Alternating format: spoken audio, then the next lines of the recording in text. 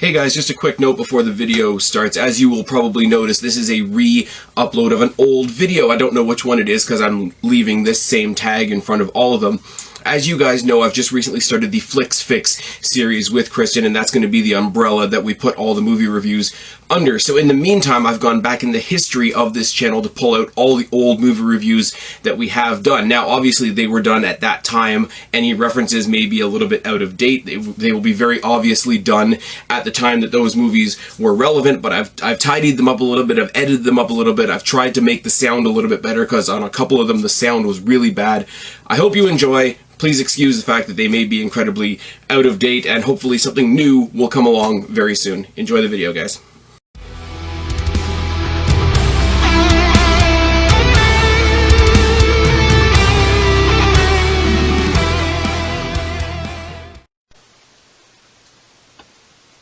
What's going on, everybody? Not a wrestling review, if you can't tell by the thumbnail up above, but it is myself, it is Kristen. Say hello. Hey, what's going on? Those of you that have been following this channel for a long time know that Kristen and I, on occasion, have actually done some movie reviews. I went to make a playlist of these movies, or of these movie reviews, and there's actually only two, because a couple we did on your long-defunct podcast. Yep, pretty much. There is one reference I'm going to make to that old podcast later. If you want to check out some previous movie reviews, we have done Black Panther. We have done 2 takes of a Captain America Civil War, that back when we were doing the YouTube Live stuff. That's a really shitty intro and a really long ramble to say we are here to talk about the MCU following Infinity War. Or before Infinity War, and then up to Infinity War, and then speculation about what comes next. Yeah. Now let's, full disclosure, we were originally planning on doing an Infinity War review. Life got in the way. We sort of missed... Shit happened, and then we waited too long, and we felt like it was not... It was past due. It's past due, yeah. So I had the brilliant idea, because I love talking for long periods of time, of taking a brief snapshot of the entire MCU so far. So what we're going to do, and admittedly, I will say this with my hand on my heart, I am stealing this idea a little bit from What Culture. Go check those guys out, they're pretty fucking great. They actually ranked all 19 MCU movies so far, up to and including Infinity War. We are not doing that. Nope. We're going to start with Iron Man. We're going to go straight chronologically through, and as you specified, chronologically by movie release, not by date of the events. So Captain America... Not by MCU timeline. No. So Captain America is not first. You know, Captain America... Although I annoyed Spaz, because technically the first 5 minutes of Thor is the first thing in the MCU. Because it's during Viking times. Right. I'm just saying, technically. I know, it's all good. So we're going to go over Black Panther and Civil War, 2 movies that we've already reviewed at length. So there will be God, Black Panther's so good. I just watched it again. Sorry, we'll get to it when we get to it. We will. All stories got to start at the beginning. Iron Man 1. Iron Man 1, the reason why, I think the reason why everybody loves Iron Man 1 so much is because nobody thought it was going to do great. You had to remember, before the first Iron Man, superhero movies were not held in very high regards. They were all pretty bad. Minus Blade, especially comic book movies. Minus Blade? With the exception of Blade. Yeah, Blade is a Marvel universe thing. I think. No, I think it's funny that you mentioned Blade, only because several rumors I've heard claim that there is a Blade Easter egg in Thor Ragnarok. So. Yeah, I heard that too. We can talk about that when we get to Ragnarok. I've not gone and looked or anything. With maybe the exception of Blade, which was popular but not super popular. Kind of thing. I think Blade, for the lack of a better term, and you're talking to me, I'm a big, huge fan of, outside of Marvel and DC, I do like the whole I don't know what you... There's one genre out there that consists of basically vampires, zombies, and werewolves. Monster flicks. So whatever you call those, I'm a big fan of that genre as well. I almost don't look at Blade as a superhero movie. I know it is technically, but it's a comic book movie, I guess. Yeah, I look at it more in the lines of Underworld. I mean, Underworld is definitely an excuse to say Kate Beckinsale in a corset, which is never a bad thing. But I see Blade more in that regard than I do as a comic book movie. So when you think about dark superheroes, you got to go Batman, and then you got Tony Stark. Is there right now a continuous character in movies better paired up with their actor than Robert Downey Jr. and Tony Stark? I don't think so. Marvel is really good, has been really good in almost all their movies. Pretty much all their movies. Let's not deal with the Netflix series, but... Hold on one second, keep talking. They are very good at casting a person who perfectly, I feel, embodies the character that, like, especially Robert Downey Jr. is the best example. I mean, Robert Downey Jr. looks like Stan Lee back when he made the Iron Man character, like, saw a future vision of Robert Downey Jr. and was like, that's going to be my Iron Man. This is what he's going to look like. It's kind of funny, and I don't know how true this is because I've only heard it as a rumor, but apparently Stan Lee created Iron Man on a bet. I did not know that. If you believe the rumor, and I need to repeat that this is only a rumor that I've heard, apparently Stan Lee's challenge with Iron Man was to create a superhero that nobody would like, and then make people like him. I have heard that. I think that was on a documentary that I heard. So I think that's true. Even if it's not true, it's true now, though. And this is why Iron Man works, and this is why... I think this is why you can't have any other first movie to the MCU and what we know it as today than Iron Man, because Iron Man didn't get up one day and decide to be a hero. Iron Man was, for lack of a better term, creating some of the problems in the world until he got a wake-up call and got locked away in a cave with, the guy that pulled all the shrapnel out of his heart and whatnot. And so had not even trying to save the world, more so trying to redeem himself, but never, ever, ever shying away from the fact that, hey, I'm going to go out and do some good shit, and I'm going to go out there and fix some shit, but I'm still going to be an asshole. Yes, but I'm still Tony fucking Stark. Yeah. I hate to say it, because growing up I was always and his hero arc in that movie wasn't even one of I'm gonna save the world. He was literally I'm gonna fix my mistakes. Yes, I'm gonna fix my mistakes. I'm going to revamp my company. That kind of thing. It wasn't a save the world kind of thing. And there's a lot of Marvel movies that aren't a save the world kind of thing. And it's very centralized. And I mean, there's two really cool stories running sort of in tandem. First of all, Tony Stark realizing that he's a bad guy and having to fix his mistakes and whatnot, and then to realize that the ultimate villain at the end of that movie was his friend, was his confidant, his co-worker, whatever you want to. I can't remember the guy's name. It was the guy that was his business partner, his father's his father's business partner. Yeah. Yeah. So and then he tries his whole life.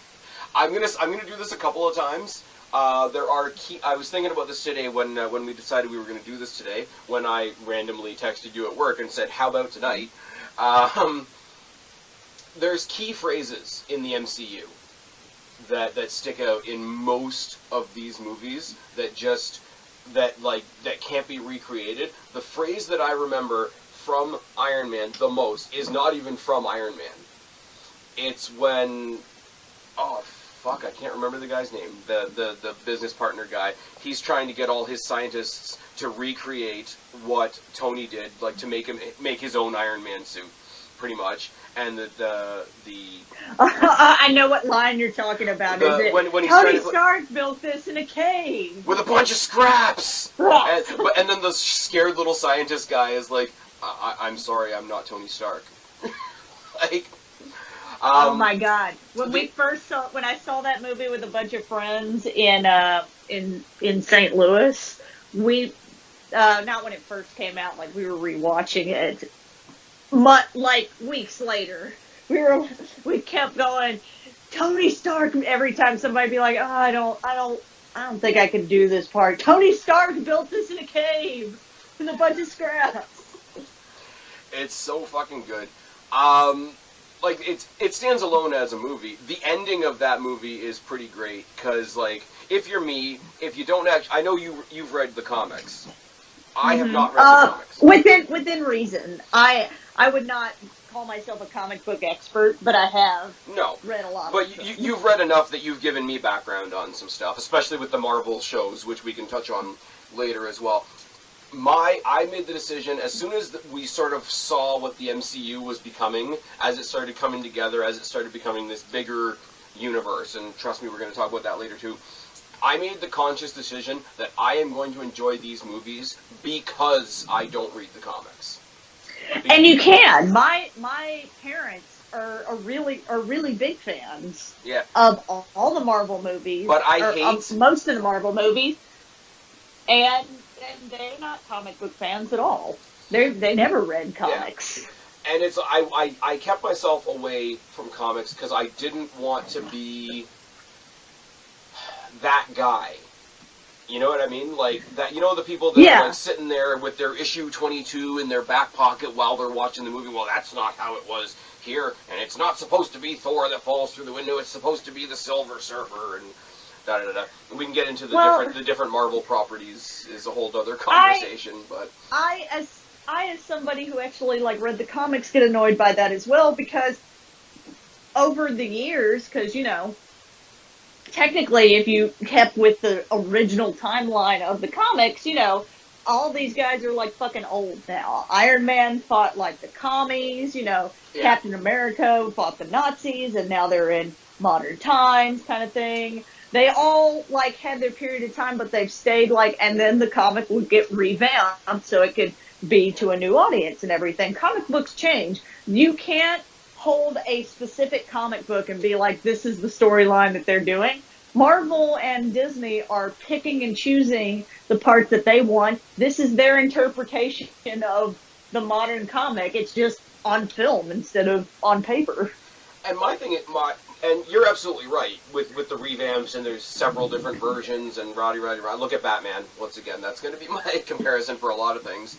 But again, like, my whole thing is, like, if you want to see exactly what you saw in the comics, save your $20, stay home and read the comic again. Yeah. But, people that do that, it's just, you want your comic to be stuck in this thing. And I can understand that there's a lot of people, especially nowadays in this age, where comics are like, we're going to make a new gay superhero, we're going to make a new this, or we're going to make this hero like transgender now, or Thor's a woman now, and blah, blah, blah. Like, I people are out there that want to gender bend Thor and have Thor played by Charlotte Flair. I wouldn't say that wouldn't be a good fit. I mean, if you could have Lady Thor, but don't, like, transform Chris Hemsworth into Charlotte Flair. That would be strange. I'm sorry. Well, for anybody that hasn't seen that part, what actually ends up happening is during one of the arcs, Nick Fury says something to Thor Odin's son.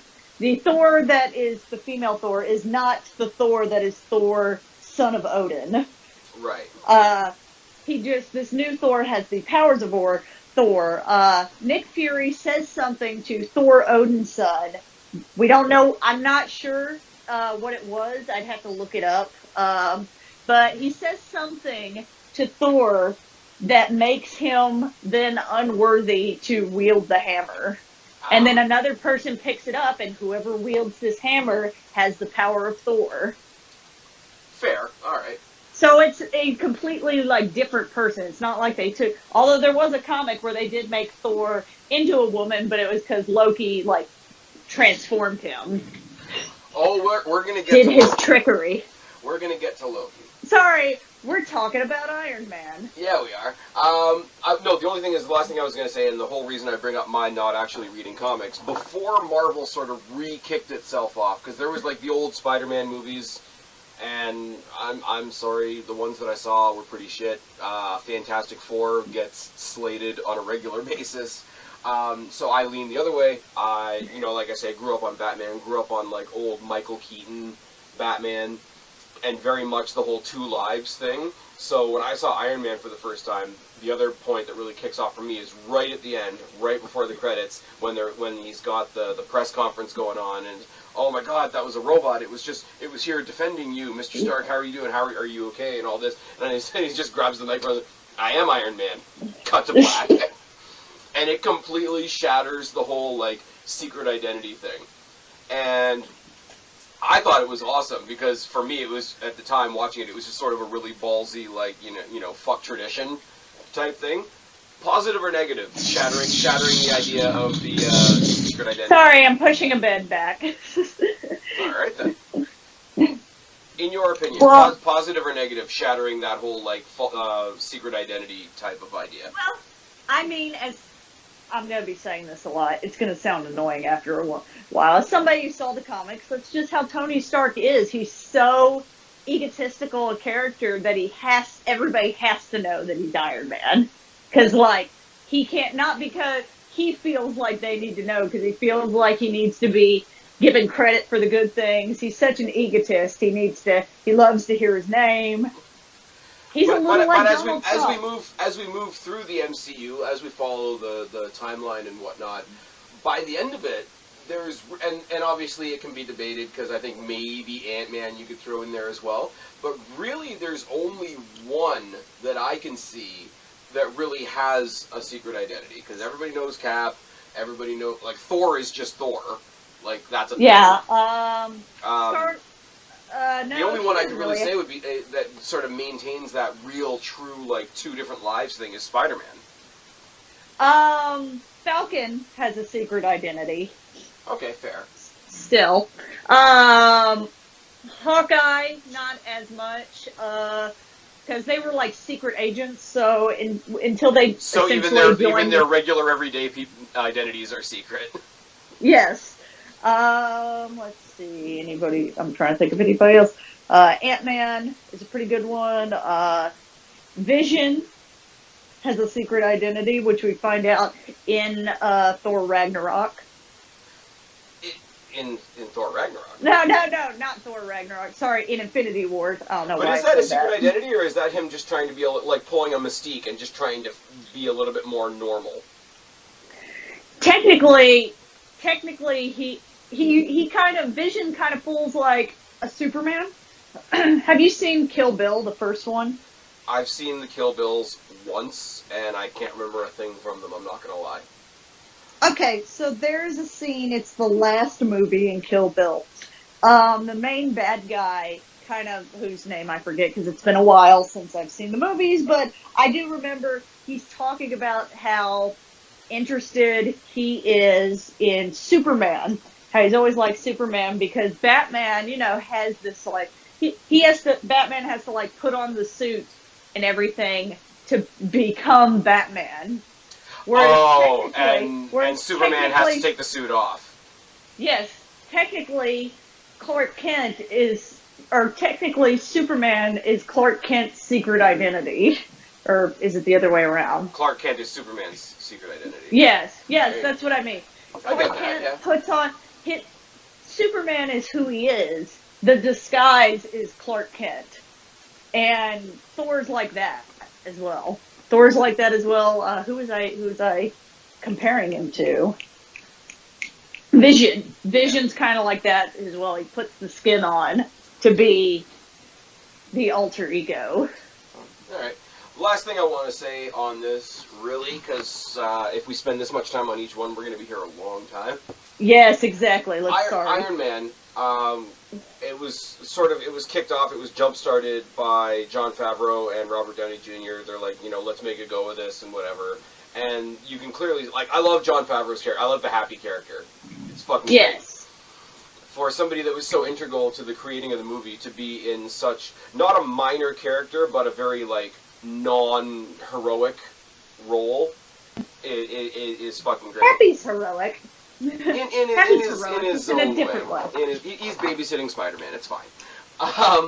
I think because of what the MCU has become now, Iron Man, the first Iron Man, can't help but gain significance because it was sort of like, I'm going to be super metaphorical here, but it was the seed. If the seed didn't grow, we wouldn't have the forest now. So the more the MCU goes forward, the more reverence, I guess, we have for Iron Man, because it was the thing that really started it all. Well, and from what I remember, I could be wrong. From what I remember, there were plans to make like this whole MCU expanded, but I don't think it was ever as big a plan until after they saw the success of like Iron Man, Cap, Captain America, Thor. Once they saw that people are digging this, people are liking this, and Iron Man started that. And like I said, Iron Man was helped by semi-low expectations because superhero movies and comic book movies had been mostly crap by that point. Well, so as I keep going back to, and you know, we're going to talk about being repetitive a lot, but like growing up, again, I go back to the Batman example. Like, I love Batman, some of them more than others, obviously, but how many different reimaginings and revamps and recastings and retellings of the story did Batman go through in a very short period of time, to the point where there's no consistency, there's nothing to grab onto. I'm going to sit in this one movie for however long it is, but like, it's not going to be what I see next time. Yeah. This blew that out of the water. And like I say, it's the whole like anti-reverence thing. Like, Stark's a complete dick, but he's a complete dick that we can all kind of relate to. Not that we're all rich, but it's like, yeah, if I was that rich, I'd probably be that cocky too. If I could turn myself into a big robot that could stop some fucking nukes and blow up some terrorists, I would probably have a chip on my shoulder too. Like, he's a much more accessible hero than Batman or Superman, or we're going to talk about Cap in a bit. But I think he's for somebody that's so out there and extravagant, he's a very accessible hero. Well, and I'll talk about it a bit later. Let's move on to the next movie, and then because it's a running theme for all of Marvel and to DC. Yeah. Next one is really sort of like the bastard child, I guess you could say, of the MCU, because it's not even the Hulk we know anymore, but Hulk, Edward Norton. This is probably one of the least liked of all the movies. Yeah. I think there was more than one. I mean, I know there's the scene at the end where Stark's kind of like, we're getting a team together, but I think Hulk got a little bit of fatigue. Like, we've had some fatigue from Hulk, because there have been, like, 3 Hulk movies at this point. And I think the one before this one was so bad that I, like, fell asleep in the movie theater. And that is something I rarely do, even in bad movies. Like, it was bad. And I also think the inherent problem with a Hulk movie in general, which is why I also think they'll never make... it was in Thor Ragnarok, essentially. They'll never make a Planet Hulk movie, which is based on... Apparently there's some really weird, like, property angle on that particular character, where after they made the Hulk with Edward Norton, they can't make a Hulk standalone. Like, they can have Hulk in movies, but they can't make a Hulk movie. That's why he has such a big story arc in so many other... Of the franchise movies, is because he'll never have his own movie. Well, I did not know that, but also I do believe that even if they could, Hulk movies, I feel, are generally weaker anyways, because when you go to watch the Hulk, you only end up getting, a small portion of the movie being with the actual Hulk. Right. And most of it is about Bruce Banner, even in Thor Ragnarok. Yeah. Small portion of the Hulk, a lot of Bruce, and then he came down to Bruce Banner, and then small portion of Hulk at the end. kind of thing. Yeah. Well, the thing is, like, the problem, and it's because the problem the you have Hulk with has Hulk, to be CGI'd. and oh yeah, it's CGI'd to hell, and that's a funny thing to say when we're talking about the MCU. But I mean, just the fight scenes and whatnot in Hulk, because you got him, and then you got the Abomination. Yes. Because the military guy, help me with names. Thunderbolt Ross. Thunderbolt Ross, like, he tries to make his own version of the Hulk, and it's just a slightly uglier, slightly more veiny, slightly more, like, steroided version of the Hulk. So you've got the Hulk fighting himself, which if you want to make that, like, an emotional theme of the movie, it works. If you just want to make it two big thuds thudding together, like, that's not it. The problem with the Hulk, and I mean, they get away with it with Mark Ruffalo, because he plays off the psychological, emotional, like, turmoil of it. But as a Hulk standalone movie, you basically have a bunch of people that are there to see the Hulk, and a main character that spends the whole movie trying to avoid being the Hulk. Exactly. It's sort of like the main character is flipping the bird to the audience, and that mentality, like you say, you can put him in other things, and you can sort of like buddy cop him up with Thor, and that works. But I think having him as, I don't, like, even if they could, I don't think I would want a standalone Hulk movie.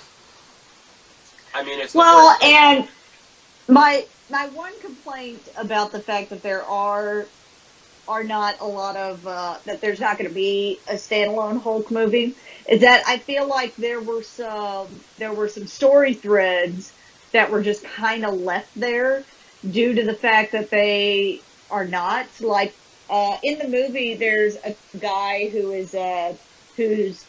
gets Bruce Banner's blood, like he goes to the university and they're trying to, I guess, cure him of being the Hulk kind of thing. It's been a while since I've seen the movie, but what ends up happening is, this big rampage happens, and this scientist gets hit in the head and gets knocked out, and then the Hulk's blood ends up going into the wound. Yeah, he goes in the wound, and it's supposed to be like the making of one of Hulk's biggest villains, which is Leader, which is kind of the opposite of the Hulk, where the Hulk is very, like, infinitely strong the madder he gets. Leader is almost infinitely smart. Okay. I don't see that being a thing. I'm angry. Now I know more stuff. Sorry. I know. I'm just like, I've already kind of said, like, I don't really want to see a Hulk standalone movie, and that premise wouldn't really change my mind. Well, and because there's not going to be a standalone Hulk movie, that thread just gets left that, a supervillain was created. And that doesn't mean they won't use it in the MCU at some point, but, I mean, I've not heard any rumors about it or anything like it. They could play it up, right? Like, all they would have to do would be like, okay, in the next group Avengers movie, once everybody comes back from the snapping, which we're going to talk about later, all you would have to say is, like, you got the scientist Banner and the other scientist Stark. Okay, they're all at the Stark Tech lab. Tony's going to try and help him cure himself. One of Tony's like vet techs or whatever you want to call it in the thing has that same thing happen to them. They tie it in a little bit more because it happens to be somebody that worked for Stark Tech that happens to. Yes. They could use that character. The Hulk that movie is still in the MCU. Yeah. So they could just use that guy. And I mean, maybe it took a while for him to mutate or something, and he was dealing with it, being essentially a mutant, and he could have this whole, like, background that you could explain why you haven't seen him or anything. But, and, the Leader's whole deal is, like, he gets other people to do his dirty work for him. So his big superpower is, I don't need superpowers, I'll get somebody else to do it. Well, his big superpower is being a genius, is being infinitely smart. Like, the Hulk is infinitely strong, he's infinitely smart. That's fair. Anyways, I mean, the only real it's thing not that a we get big from this, deal. as far as building the MCU, is you got the scene with Stark at the end, where it's like, hey, I'm building the team, Yes. and that's about it. It's like you just threw Robert Downey Jr. in there for 2 seconds to be like, yeah, this is part of this other fun thing we're doing. Well, and you got General Ross, who is, who does pop up later on. That's true. Yes. General Ross is a main, I wouldn't say villain, but in the comic books, doesn't he eventually develop his own faction? Well, in the comic book, he eventually mutates himself. He becomes what's known as the Red Hulk. He does the experiment on himself. Fair enough.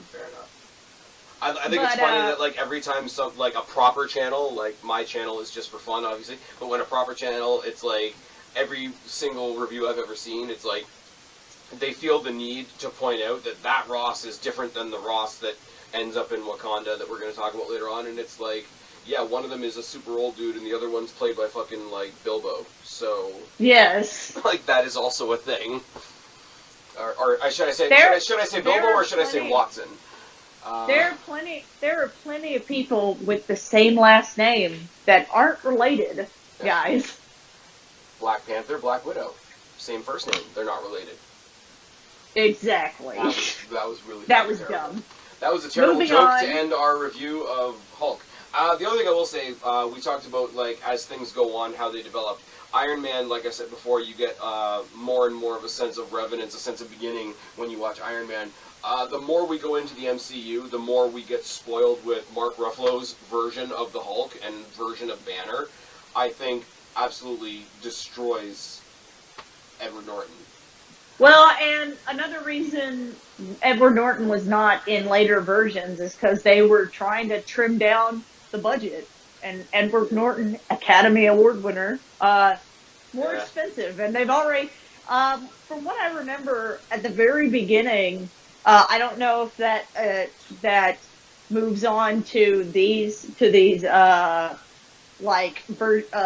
phase 2 and phase 3 movies, but Robert Downey Jr., he negotiates for his contract, I think, every movie he's in. Yeah. Whereas the others got paid they signed a contract for a certain amount of movies. Right. I mean, I'm sorry. I know there's storylines and shit coming up, and people saying that Robert Downey Jr. doesn't want to do any more Iron Man movies, or that he might even pass the mantle on. The MCU, if Robert Downey Jr. leaves, is going to be the X-Men without Hugh Jackman.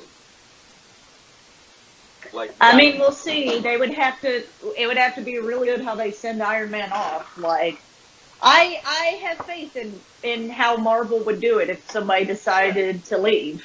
Oh no, I have faith that Marvel will continue, and I'm not saying that they are going to do bad without him. I'm saying him not being there is a fucking big hole. And if it would definitely be lacking on the Avenger movie department, but individual movies, I don't think would suffer. 50-50. What are we talking about next? As it sits right now, all the individual movies lead and leave us breadcrumbs to the team-up movies. So I think in a domino kind of way it would affect, but no, as standalone movies they wouldn't have. Obviously they wouldn't affect movies that he wouldn't have been in anyway, no. Next one is Thor. First Thor. First Thor. A lot of people aren't big on this one either in retrospect. Because I think Thor is a way more classic superhero. Yeah. Than Iron Man or Hulk. He's a very stiff character. Yes, it's very stiff. It's very not romance. It's very kind of the romantic version of what you believe a superhero is. It's this big, strong guy. It's almost like he's a Greek god or something. Yeah, it's almost like he's a Greek god or something. we get, what's her name? The girl that he sort of meets up with in Thor. And I'm saying Jane Foster. Yeah, Jane Foster. And the thing is, the reason I can't remember her name is because I don't particularly like her as a character, but I like her friend, the one that's played by Kat Dennings, because I'm a huge fan of Kat Dennings, and I think she's incredibly underrated as a backup character. The robot things are kind of stupid. We get introduced to Thor, we get introduced to Loki. We get introduced to, coming from, okay, Iron Man was a lot of tech, but it was still humans fighting each other. Thor, Hulk we're getting into a little bit of science fiction, a little monster movie type stuff, but we're still on Earth. Thor is the first one that sort of introduces us to the fact that there are other realms out there, introduces us to, Asgard and the whole, Odin, Thor, Loki, that whole, family tree, and basically family squabble spills out onto Earth with the really, really stupid robots. A family squabble of these deity-like people. Yeah. I like, what the hell is his name? Anthony Hopkins as Odin. Yes. Is another one. Again, Marvel's casting choices are always very, very good, with the exception of maybe the Netflix ones. And even then, I think only, Iron Fist was the worst choice they made. And he still isn't terrible, he's just not great. Jessica Jones, though. I like the casting for Jessica Jones. Jessica Jones, if they were ever, and I know a lot of people say Luke Cage, if they're ever going to cross over one of the Netflix characters onto the big screen, I know it wouldn't make much sense because there's other powers involved with other people. I really want to see Kristen Ritter's Jessica Jones character in a movie. I would. Because again, I talk about Tony Stark sort of being a related, accessible, grounded type of character that we can sort of identify with from a distance. Kristen Ritter and the way she plays Jessica Jones is like somebody I could actually sit down and have a beer with. Literally, because she's drinking all the time. Because she's a fucking alcoholic with superpowers. And she's kind of like me in the sense of, okay, this is the world, it sucks. This is the people in the world. Most of them suck. Let's get through this. Yep. So, Thor. Thor, it's a good introduction. It's a good introduction, but a lot of people, it's a very classic superhero thing, so it's not taking very many risks. It's pretty flat. Obviously, but I still really like the Thor movie. I do. Oh no, I don't. Not to say that I don't like it. It's just, the more we go on, I'm not putting it in the same category as Hulk, but it's harder to get excited about it. It's in the middle. It's in the middle. It's harder to get excited about, and the more extravagant they get going forward, because I have a feeling they're just going to get more extravagant going forward, the more this is going to lose its luster. It's still a solid movie, bit of fun. Like I say, they're not tying too many strings together just yet. It's not too complex, sort of. But yeah, well, Thor showing up on Earth saying, hey, my brother's a dick. Sorry about this.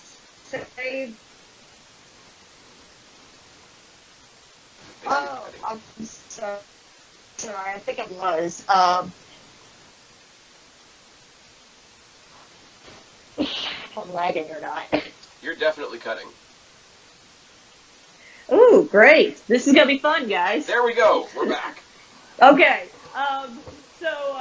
What I was going to say is, they found a way to fix the Thor movies, because everybody loves Thor Ragnarok, and it was to not take it so seriously, to make it less, as Tony Stark would say, it's Shakespeare in the park.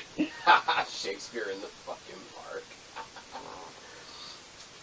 It's good. It's a good, like I say, it's a good bit. I can't poke any holes in it per se, other than the robot is shit.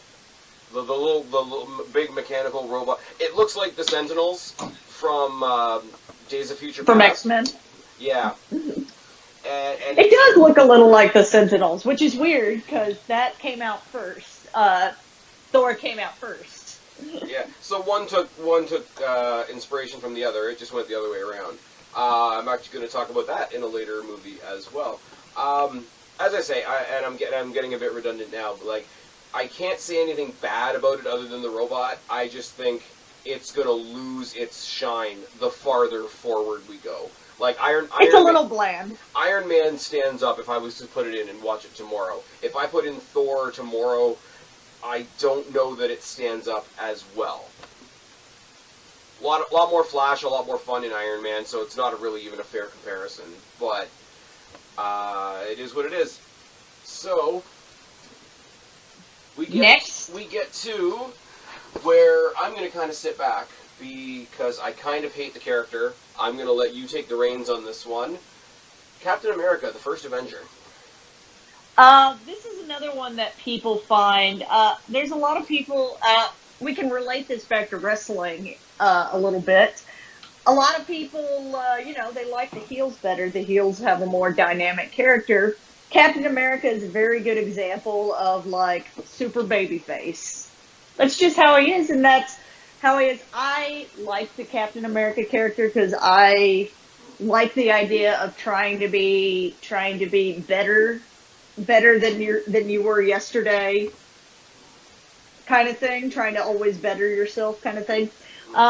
The Captain America movie can also be said is a little bland. I love the Captain America movie. I don't care what other people say, but overall, if you average out everybody, most people, the group average would probably be that Captain America is a little bland. It like Thor kind of has the classic superhero movie vibe to it.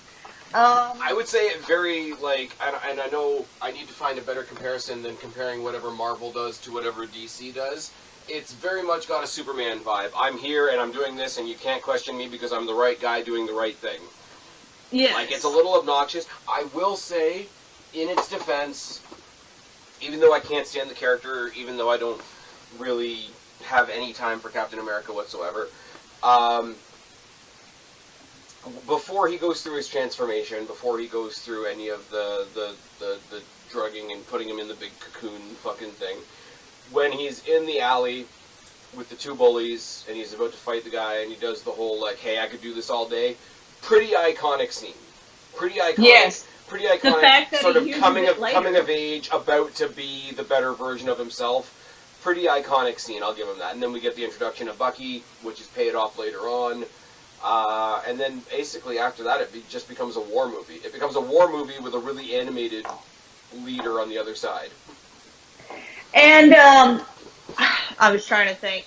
Like I said, I like the idea that and Captain America, the character to me, why I like Captain America, is the fact that I don't know that he plays it as, I'm the good guy, don't question me kind of thing. I think he's constantly questioning if what he's doing is the right thing, and he wants to do the right thing.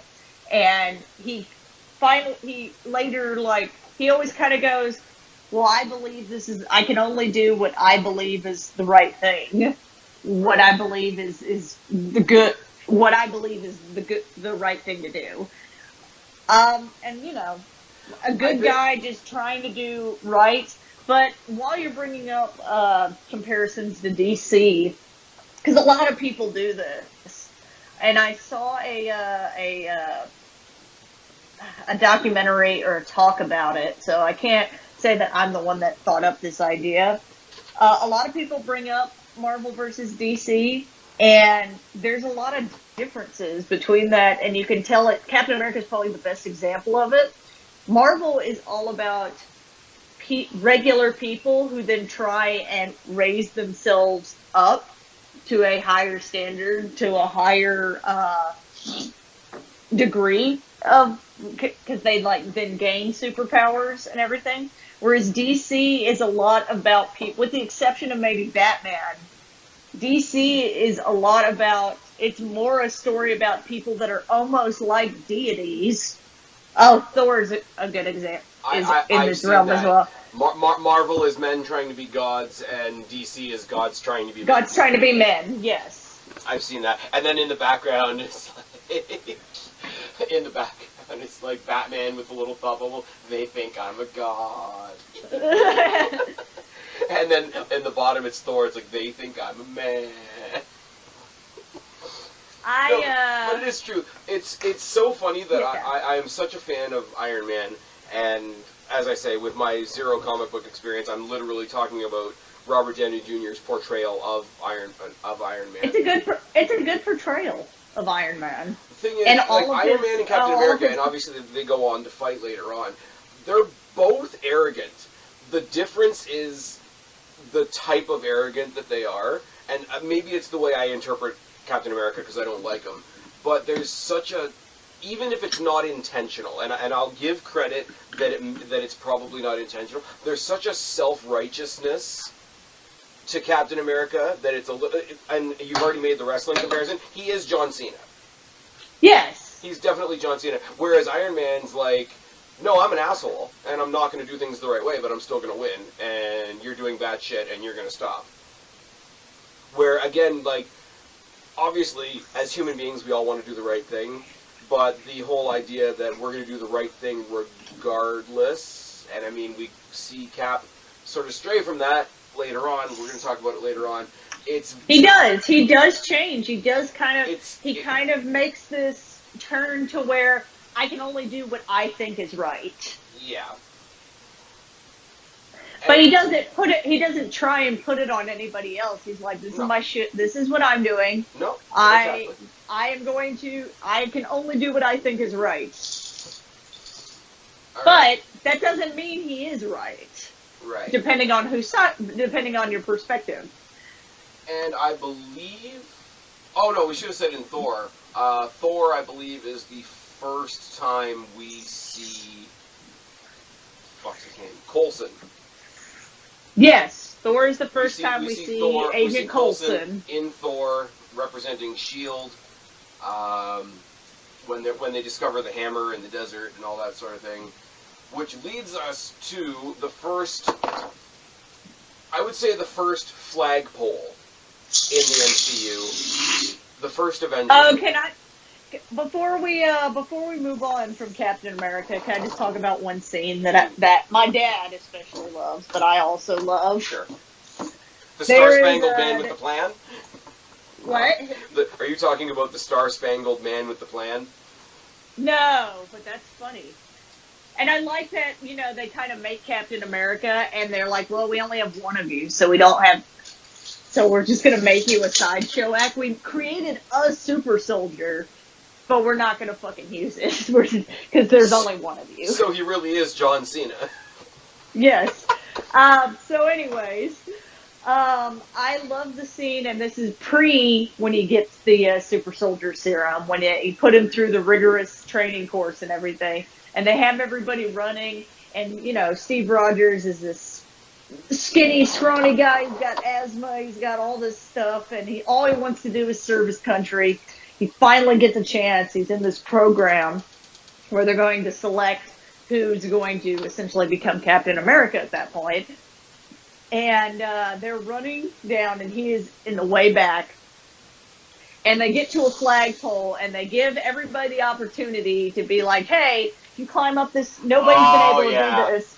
Yeah. If you climb up this flagpole, if you get this flag, they don't say climb up the flagpole. They say, if you can get this flag, you can ride back in the truck. So all these big burly guys are trying to jump and climb up the flagpole, and they're sliding down, and then they all give up. They can't make it up there. And so then they're like, okay, we're going to go back to running. And then Steve Rogers, who has been kind of sitting in the back, waiting for everybody to finish. And he pulls the pin. He goes down to the bottom, he pulls the pin, and the flagpole falls over, and then he just takes the flag and hands it over.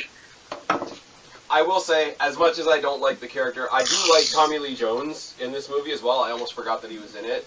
That's right, he is in it. He's the one that he's the one that's testing him. Because it's him and the doctor. And it's like, oh, you can't always measure everything by muscles and size, and sometimes you got to measure the heart. And then he goes and he does the whole fucking obstacle course. Tommy Lee Jones sitting there all pissed. I was like, he's still scrawny. Yep, he's still scrawny. Tommy Lee Jones was in this movie. That was good. And it did. But he also has Captain America also has maybe one of the most of Marvel villains, with the exception of maybe Loki and Thanos later on. Marvel's a little weak on their villains. See, Most of their villains are like, I am I'm going to take over the argue you world. on. I am going to argue you on that pretty strong later on. But Okay. Red Skull is pretty much like he's a Nazi and he's got a big animated red head. He must be a bad guy. Yes, it's a little. Whenever they do it in video games all the time. Nazi is a pretty easy and safe choice. Yeah. Like if you want a bad guy that nobody's gonna feel bad about mowing down, other fellow human beings. Yeah. But he's a Nazi, so it's fine. Yeah, and I mean, this does lay a lot of groundwork, and I mean, I wish I watched Agents of S.H.I.E.L.D. when it first started. About 3 seasons in, I sort of power watched the first 3 seasons and got caught up eventually, and I still watch it now. This does lay a lot of groundwork for S.H.I.E.L.D., for Hydra, for, I never watched it, but Agent Carter. Yes, for Agent Carter. Agent Carter that got canceled, and all of a sudden everybody cried fucking feminism, and I laughed a whole bunch. Because Netflix wouldn't pick it up and make it one of the Netflix shows. They're like, no, it failed on TV. Why would we pick this up? Well, sometimes Netflix does pick up the failed TV shows. They're not failed, but canceled. Failed is not the right word. I really wanted them to revamp Married with Children, but you don't see me crying about it. Sorry, I've gushed about Captain America more than we needed to. No, it's fine, because the more I'm thinking about it, like, I don't like Captain America. I don't think I ever will. Structurally, if you stand back, look at the MCU as a whole, not only in the movies, but in the TV shows and whatnot, it does lay a lot of structure and groundwork down. It gives you a lot of background on a lot of things, as flashback movies do. Yes. So it's definitely... yeah. It's definitely important. It is important, and I think, out of the Captain America movies, because technically there have been 3, although technically Civil War is a Captain America movie. We're going to debate that. It is. It's Captain America, Civil War. It's not. And it is. That is the name of the fucking movie, man. That's what's written on the case. That's not what it is. We're going to get there. Anyways... Of the Captain America movies, and I am counting Civil War because it fucking is, this is the weaker of the Captain America movies. I like this Captain America movie, but I prefer Winter Soldier. Yeah, people hold we're going to get to that one soon, too. People hold Winter Soldier in a weirdly high place as far as the MCU goes. But we will get there. First of all, we got to talk about what I was going to say a second ago, as sort of, if you're looking at the MCU as a map, sort of the first big flag that got planted in the ground was the first Avengers movie. It was the mini culmination of this whole idea of let's have these guys all go off, all do their... Oh, forgot to mention in Captain America... I was about to say, wasn't Iron Man 2 before Civil War? You are right. I'm fucking this up all over the damn place. But I will say, for Captain America, it is the first sight we have of an Infinity Stone because it's the first time we see the Tesseract. Yes, but we don't know it. We don't know it's an Infinity Stone at the time because I believe, and I could be wrong. You guys could correct me. I believe in the comics the Tesseract and that Infinity Stone are separate things. Right. But, I mean, it's the first sort of, like, big MacGuffin thing. Like, everything else is sort of like Iron Man has his weapons, and they're bad, and we're going to get rid of them. Hulk has his science, and it goes bad, and whatever. Thor is from another planet, and that's enough. Captain America is a flashback, and it's a war movie, and he got himself jacked up on juice. That's enough. It's the first time where we had this other, like, there's the good guys, there's the bad guys, and there's this element. Yes. Which eventually becomes one of the big strings. Because you did correct me, and I'm going to take a step way back. Iron Man 2. This is probably what most people believe is the weakest of the of the solo Iron Man movies. I like, what's his name? I like the movie, but I think if you averaged out people's responses, I think it ends up being the weaker of Mickey Rourke's Whiplash character is a little weird. Because he's basically Iron Man with whips. And Mickey Yes. Rourke is a weird guy to play a super villain. Because I could see him being like a devious behind-the-scenes guy, and I'm sorry, like, I know we've seen him in The Wrestler, so we've seen him get physical and whatever, but, like, for some reason, I don't want to see him in a fight. I want to see him pointing an army at Iron Man and sending his army after them. I don't want to see... Which he sort of did in the movie. This is true. At first. Yeah. I love the whole, like... Second. At first, he came himself. Yeah. I love the whole, like, the... Tony Stark at this point, he's gotten rid of his weapons, he's gone the clean route, he's, trying to innovate better technology, fix the world, rah, he's got Pepper. And he's also not giving the U.S. the Iron Man weapon. Absolutely not. And why would you? Except, I remember in the Senate hearing that he's in, or the House committee that he has to go to, they ask him, well, what would you call it then? And he says, an advanced prosthesis. Oh, if that's not foreshadowing for War Machine, I don't know what is. That was a really bad and really cruel joke. Also, we get the introduction of War Machine, which is awesome. Played by a different character. Played by a different actor. Basically, they switched actors later. Literally and metaphorically. No, from first Iron Man to second, from Iron Man 2. Yes. Different actor. And the guy, what's his name? Don Cheadle? Something? I feel like he did a much better job than the other guy who I have to think of who it is. Yeah, don't bother. But basically, and I hate to say this, because what's right in front of your face has to be said, War Machine, at least the way he's portrayed in the movies, is both literally and metaphorically Black Iron Man. He's the black guy. He's the black guy. We got to put him in the black suit.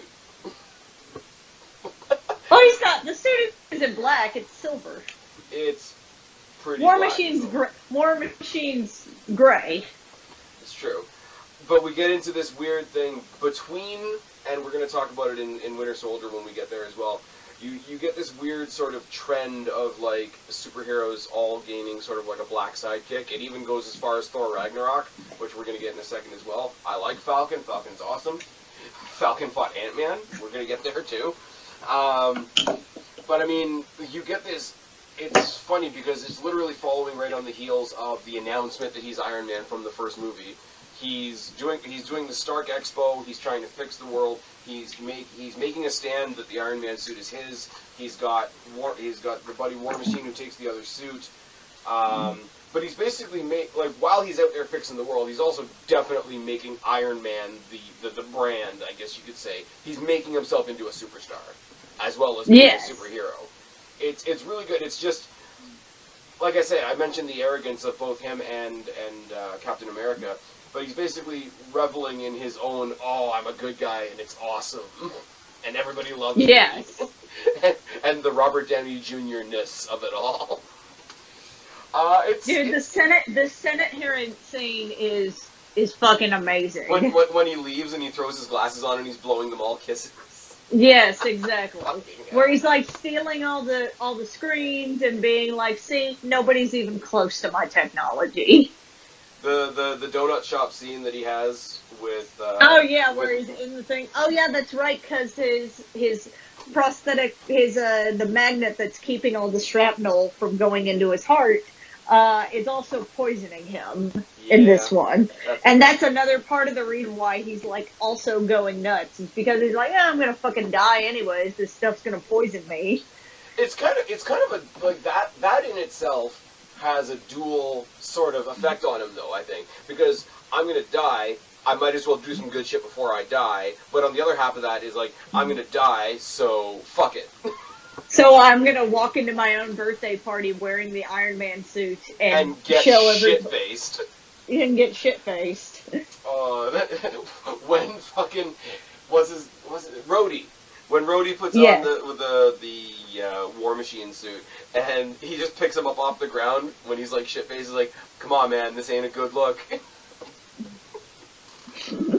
Marvel is awesome at the one-liners. Some of them are comedic, some of them absolutely punch you in the gut, but Marvel with the one-liners is pretty good. Like I say, We're talking about the animatronic stuff created by Mickey Rourke's character, but I don't want to see him in a fight. It's weird. Yeah, it's just not. Weird. The villain wasn't great. Yeah, to see him and War Machine fighting together is a pretty awesome thing, because you get sort of a little preview of what the Iron Legion is going to be like. Looking back on it now, it's a preview of that. It's there, and it's a lot of fun. Like, the movie itself isn't remarkable, but just to see, again, like I say, Tony Stark settling into his Iron Man persona, but it's also like Robert Downey Jr. settling in even deeper to that Tony Stark character. And that's pretty much what you get. It's a lot of fun. It's him being an asshole, surviving against a pretty subpar villain, to be real. Now, yes. For the third time, I'm going to try and say this before I fuck it up again. The first flagpole in the MCU, the one that really showed us what the continuous universe really means. Let's get the band together. First Avengers movie. That was so good. It's so good, but I will say there's a lot of flaws in the first Avengers movie that we as an audience tend to just overlook and decide, I don't really care that didn't make any sense or sucked or something. Okay. Like... Well, the one that immediately comes to mind is the Captain America suit that's in Avengers. That's the only time he uses that particular suit, where it's like the more classic Captain America looking suit. And then they realized how ugly and stupid it looked and never used it again. And they used the more like kind of grittier, looks more like actual kind of combat armor. Yeah. Plus it also looks like suits. He's been through some shit. I will say, exactly. Again, not that I'm pulling back on the fact that I don't like Captain America, but when they're first getting together and Coulson like totally fanboying over Captain America is fucking killer. The fact that we'd seen Black Widow already in the earlier Iron Man movie when he's yes, in Iron Man 2. When he's like looking for a secretary and he asks Pepper if he could keep her, which just is. That's a statement all on its own. But, I mean, it's where Black Widow first gets that role of, like, she's the one that goes and wrangles up the Hulk. And that's where you sort of see the overarching story of Romanoff and Banner sort of start off from. Well, and also we get our first appearance of Mark Ruffalo Hulk. Yes. Or Mark Ruffalo Bruce Banner, essentially. Yeah. And I think everybody agreed that they prefer the Mark Ruffalo to over Edward Norton. I think Edward Norton maybe played the character almost too seriously, whereas Mark Ruffalo, I feel like, is still serious, but like almost like not too, like when he like jokes with he still like jokes with everybody a little bit, but he's like kind of also nervous, like he's a weird nerd. Well, he's nervous, but he's not scared of her. He's scared of himself. So it's a very unique kind of nervousness that just eventually becomes part of his character as we go through. Like when one of my favorite scenes is when Tony shows up when you finally have all of them in one room, and he like, oh no, it's in the lab, where Tony's like trying to get him to like maybe change. He's like mostly just fucking with him. I've seen all your work on this and that, and I'm a really big fan of how you turn into this big green rage monster. Yes, and he's like, poking him with stuff, and Cap is like, hey, could you not try and turn him into the whole place? I'm sorry. While we're on the same ship as him? Where Iron Man totally trumps Captain America is like, you're just an obnoxious man in a suit. Take that away. What are you? Genius, billionaire, playboy, philanthropist? Well, so anyway, back on my thing. Yeah. He's like, and Mark Ruffalo is like, don't worry, I can control, like, if I couldn't handle pointy things, it's fine. I'm not going to transform. Yeah. What's your thing? Hot yoga? There's a lot of there's a lot of iconic stuff. Like the first time when they're fighting, I believe it's... A lot of people get pissed off that Hawkeye gets essentially shafted through all the movie except the end, where he, like, finally gets to be an Avenger, but for the most part, he's a bad guy. Oh, yeah, because we see him as he's being brainwashed. Yes, that's the first time second time. Which sets up a really great joke. Which sets up a really great joke in Age of Ultron. Yes. Hawkeye is in the first Thor movie. We forgot to mention that. And he has probably, he has a very, very small role, but it's, the best small role he could have had. What is he in the Hulk? I can't even remember. He's not in the Hulk. He's in Thor. Okay. He's in Thor. He's in Thor, and, Thor's, fighting all these guys trying to get to the hammer, and Hawkeye, gets up there, and he's like, I need some guns in the air. I need somebody up high. Hawkeye gets in a little nest. He grabs his bow. He gets up there, and Thor's just mowing through these guys, and he's like, so do you want me to do something about this, or what? Because I'm starting to root for this guy. Nice. I didn't even remember that. That's a little shitty. I loved it. It's a very good Hawkeye scene. Yeah, but it's just got, and this is where we get the beginning of, not to be an asshole, but there's, the 4 Avengers and the 2 tag-alongs.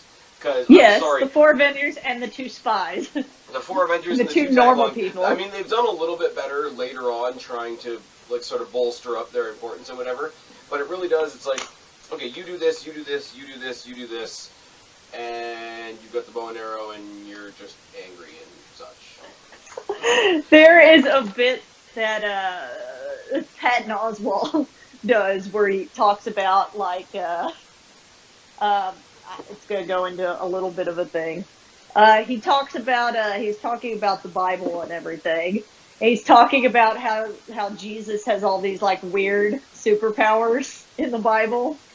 He can, but if he was joining a superhero team, he'd be very humble about it. He wouldn't be like, I can bring people back from the dead. Boom. I can cure the blind. Boom. Jesus would kind of be like, well, there was one time when there was a lot of people and we didn't have but a few loaves of bread and a few fish, and then, we had enough food. I was able to get everybody enough food. And they're like, he's not going to be joining, the X-Men. He's like, and they're like, you remember that time we were fighting Magneto and we needed a whole bunch of sandwiches?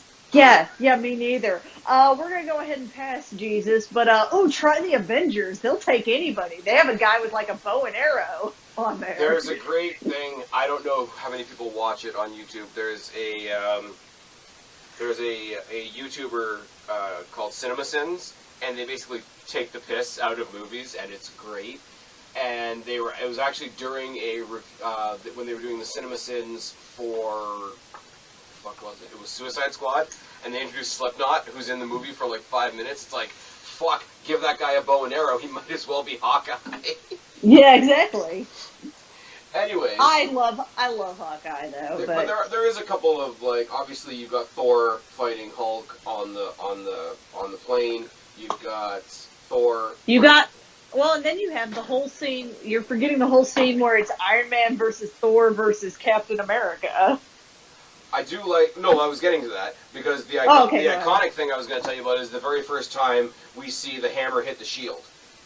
And it sort of flattens all the forest all the way around it. Because they do definitely carry that idea through a couple of other movies. They end up using it collectively as a weapon in Ultron, I think. Yeah, they do it in they do it not with Thor, but with Iron Man in the Avenger movie. There's a scene, and it's like the swooping scene where you're seeing what everybody's kind of doing, where it moves from Hawkeye to Thor to whatever, and Iron Man flies over, comes over to help Cap, and at some point he blasts Cap's shield, and then Cap angles the shield so that it takes out a whole bunch of people. Yeah.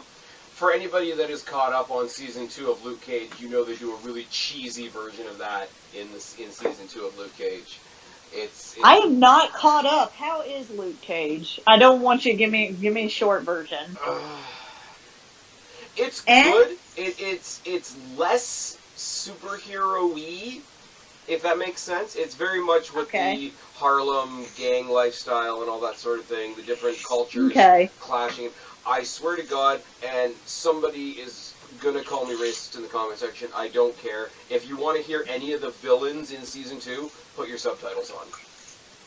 Because the accents are so fucking thick.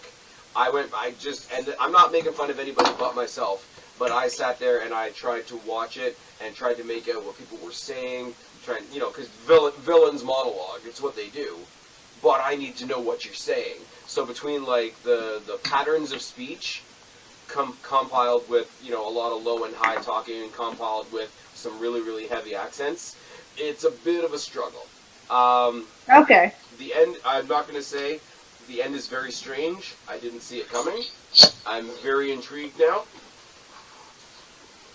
They do hint at sort of like the Heroes for Hire thing, which again I don't read the comics. I barely know that that's a thing, but they just barely touched on it.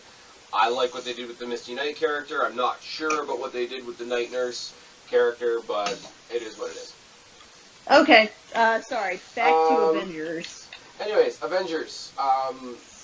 What it did for the rest of the MCU is almost more important than what happens in the movie. It just sort of gave us that first little, okay, these 4 things are happening all over the place, and here we've pulled them together. It gave us our payoff. It gave us the payoff. All this. It gave us, all that build up from all the other movie, all these like end of credit scenes where like they're like, oh, we're gonna do the Avengers kind of thing. It was finally the payoff. So it was more about it, unless the movie was just absolute like garbage, which I don't think it was going to be with how good to great the other ones were. Yeah.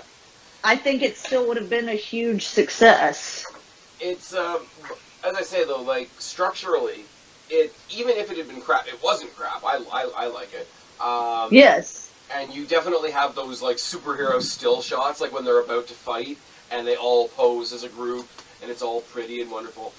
But even if the movie had been crap, like even if the story had been crap and it had been a little bit disappointing, it still set the bar for, okay, this is a world that we let spread out all over the place, and then we bring it all together, and then it spreads out all over the place, and then we bring it together. It set the pace, it set the tone for what that was like, so even if the movie had been bad, they still would have accomplished that, and that's why I sort of call it a flagpole. It's kind of funny, too, and I'm going to say this about another movie later on, but they didn't really have to create a villain, because they basically rolled the Thor story. They basically rolled Thor's story into this next movie, where it's like, here's all these other people that are now dealing with Thor's problem, and then Thor jumps in. Because they get all the Avengers together, and they don't gather Thor. Thor finds them as they're fighting Loki. And then Cap has to do his cheesy line. He's like, oh, these guys are all powerful. They're basically gods. Well, I'm sorry, ma'am. There's only one god, and he doesn't dress like that. I'm like, fuck off. I love that line. Fuck off a little. You fuck off. No, I'm not telling you to fuck off, but it's like, okay, you like the line, but you know exactly why somebody like me hears that and says fuck off. Yeah, I know. Yeah. It's like I like the. Okay, I'm gonna make another wrestling reference. If anybody's found this video that doesn't follow me for wrestling, they're gonna hate the wrestling references. But it's like I'm a fan of the New Day, but I get why people hate them. Mm-hmm. Well, I'm a fan of Cap, but I get why people hate them. There we go. It's the same. It's the John same Cena. reason, because I'm always a person that, like, when it comes to Star Wars, is a good example. I like the Jedis. I am light side all the way. But dark side is more fun and more dynamic. And people like the dark side characters more. Okay, we're getting into interesting territory now, unless you have anything else to say about the Avengers. No, Avengers is good, and it was payoff. Unless it was absolute dog shit, I think it was going to be really, really good payoff. And it made really the movie industry stand up and take notice of, we can do these movies that all like don't have to be each movie they could do different things and then come together into something bigger. And everybody's been trying to replicate that Well, ever DC's since. trying. I mean, I enjoy what DC is doing, but they're playing catch up for sure. Yes. Everybody's playing catch up at this point. I just there's another weird thing, and I just like. Okay, full disclosure, as we're going down, as I'm trying to remember titles, I'm literally just looking at the movies on my shelf. Do you think it affects our opinions of the characters in Avengers at all that Iron Man is the only one that had 2 full feature-length movies before they came together? So we had twice as much exposure to that character than any other character. I don't, because I feel like a lot of what happened in Iron Man 2, other than, with some exception, was a lot of what he dealt with in Iron Man 1. That he is kind of his own biggest enemy kind of thing. And that most of the Iron Man things are him dealing with his own problems, and then there's this villain here kind of thing. Yeah. So I feel like it dealt with the same or very similar themes. So it's not that he got more fleshing out. He got like a little bit more fleshing out, but I wouldn't say that much more than the other heroes. Okay, fair enough. I'm just saying, like, not so much that the character was developed more. I think literally as far as, like, minutes on our eyeballs, we had more exposure to that character than the other ones. And like we've said, Hulk was pretty... and this wasn't even really the Hulk that we knew from the other movie. So it's disproportionate, our exposure going into it. But it's, not Captain America. Avengers sort of serves as our reintroduction to the Hulk. So it does that low-key behind the scenes as well. So, speaking of Iron Man, we went to Iron Man 3, which is sort of an interesting... You can either look at the premise of it and be like, okay, that's kind of neat, kind of interesting, or you can be like, that's kind of shit. The whole idea of the Mandarin, and then the twist at the end where the Mandarin is literally just an actor who's, like, getting drunk with some girls at some fake palace. A lot of people were pissed about that, because in the comics, like... the Mandarin is a pretty big deal. I didn't mind it, because I feel like, again, the Iron Man movies are more about Tony Stark dealing with his own shit, and then there's also a villain. It does kind of get a bit old, though, with Iron Man, and I'm saying this while I say that Iron Man is my favorite character, but basically, Iron Man 1... he's sort of fixing shit that he helped create. Iron Man 2, he's dealing with a vendetta from somebody who lost somebody because of the shit that Iron Man used to be involved in. This one, he's dealing with a guy that he dealt with in the past, and he was kind of a dick to, who's now coming back for revenge. So you get this sort of repetitive idea that... Tony Stark is his own worst enemy. Well, Tony Stark is his own worst enemy, or we're just going to see his past, keep biting him in the ass. Like, there's only so many times that somebody can pop up and say, hey, you used to be an asshole. 50-50 on that. The dude that comes back and he wanted Tony to get involved in his science or whatever, comes in, starts creeping on Pepper. You got the whole thing with Happy trying to figure out how to FaceTime with Tony because he's the new head of security, which is fucking great. And he's like, Pepper's in there in the office with him, and he's showing him her big brain. And I'm like, fuck, no, man. And Marvel loves them some holograms. Let's just put that out there. Especially when there's anything with Tony and the tech, and later on you get into like Shuri stuff as well. But anything that can be a hologram is a hologram. They put Star Wars to shame.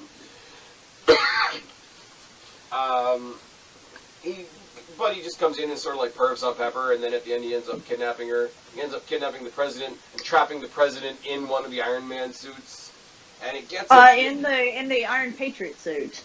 He traps him in the old War Machine. They rebrand War Machine in this movie. Oh, yeah, they tried to This is the him one like, where he's Iron Patriot. Yeah, they tried to make him like a mechanical Captain America. Yes, exactly. It's again, and I roll my eyes at that. Well, and I mean, that was the point. You're supposed to roll your eyes on it. You're supposed to think, well, that's stupid. And then you find out that friggin' Rhodey's password for everything is War Machine rocks with an X. This, again, is another example of how Iron Man is... The whole point of Iron Man is that Tony is his own worst villain, because a lot of the movie, most of the movie, in fact, is about Tony dealing with PTSD, the fact that he almost died in Avengers when he grabs the nuke and goes into space. He has nightmares about it. He can't sleep. It's a very classic... And the suit tells him he's having a panic attack. Yes. I do like the whole story arc with the kid, though. The story arc with the kid is pretty fun, because I like the kid, because they didn't make him oh, shucks, Mr. Stark, like, stereotypical. But at the same time, he tries to give him tough love. It's like, well, that's something that happens. Dad leaves. Don't need to be a pussy about it. Like, they show that Iron Man is not, like, a father figure. He's just not. And not at this point, anyways. No, but, like... Even though Iron Man is your hero, like, doesn't mean Tony Stark... Even though Iron Man is your hero, because he does care about that kid, and he does ultimately come back and take care of that kid at the end. But he doesn't. He cares about him in a way that he wants to tell himself that he doesn't care. Yes, but he does. Because so that's why, like, he's taking care of the kid, but at the same time he's being like Josh and like almost older brother, childish, mean to him. Yes. Like. It's them trying to be like. Even though these kids look up to Iron Man, Tony Stark is not the best role model. Tony Stark isn't somebody you look up to, but he is somebody you might want to be. There you go. There's a thought for you. When he sits there on the news after Happy gets hurt and basically calls out the Mandarin to his house, and they blow up his house, and then he basically throws the Iron Man suit at Pepper to save her. That's kind of a badass moment. When he sort of passes out in the suit, and it basically crashes in whatever town that kid lives in. And it's basically like, you don't have any fuel left, you are going to crash. And then he basically, like, puts his suit in a wagon, and, like, goes and hides in the barn. Yeah. He takes his suit for a walk. I don't know. I think of it like when you're a kid, and if you, like, pop a tire on your bike, and you're a long way from home, you gotta walk that shit, like, all the way home. Tony was doing, like, the Iron Man suit version of that. But, looking back on it now, and like I say, like the first Iron Man, there's a lot of stuff that I look back in hindsight. It is a little bit of foreshadowing to what we see later on with obviously Tony Stark and Spider-Man. With the whole, like, mentor, like, I'm going to be a dick to you. I'm going to give you a lot of really, really tough love. You're in your car. Yes, I am. I'm driving to my house. There we go. We are in the car with Kristen, guys. Yep. The other thing this thing does is a lot of people had a problem with this in this movie was the fact that it did a lot of stuff that then they kind of maybe I guess regretted doing, because like he makes all the Iron Man suits and everything. I don't agree with it. I think of it as another thing, but I'll say what other people are saying. He makes all those Iron Man suits, and then he blows them up at the end to kind of symbolize, like, I want to take, I've been, my whole life right at this point has been revolving around being Iron Man and everything, and I've been taking other things in my life for granted, and so I want to, be Tony Stark and everything. So he blows up all the Iron Man suits, but then in the very next time we see Tony Stark, he's, making Iron Man suits again. Yeah. I think the Iron Man suits, because all the suits he made at that point were suits that he was making to ignore his PTSD. Well, not only that, but like, it's obviously a precursor, and we get the proper Iron Legion at when we get to Age of Ultron. But like, this is sort of a precursor to the Iron Legion. You can tell even if you just glanced at them for a second, you could tell, like, each suit had a purpose. Each suit was designed for a specific thing. Like, you had the ones that had the big jackhammer arms on them, and you had the ones that were obviously built for, like... it would have been really cool as an Easter egg if they had put the Hulkbuster in there, but there was no real reason for them to have a Hulkbuster just yet. No, there was no real reason for that yet. And like I said, I feel like the suits were less about him making all these crazy suits, which he does, and they all have a specific purpose, but more about him not dealing with his PTSD. He's ignoring it. He's hiding it within working on all of these suits and everything, and him blowing up the suits, I feel like is him deciding that he's going to actually, like, deal with this problem that he's having. Yeah, but it also represents him finally actually getting the shrapnel out of his chest.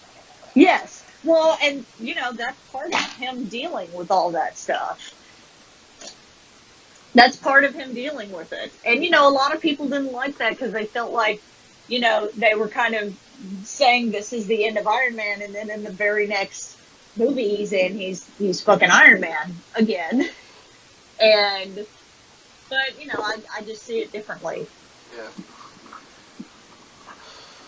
Thor, The Dark World. Oh, this is one that was not great. I wouldn't say it was terrible, but it's down there. It's like down with Hulk, the first Hulk, in not likability. I think the problem with this is, like, not only that it's bad, but, like, that you have this really cool concept that you could have done so much with this whole, like, you know, every so many years, all these 9 worlds, echo. Alright, I think we're back. Yay for technical difficulties and everybody needing a pee break.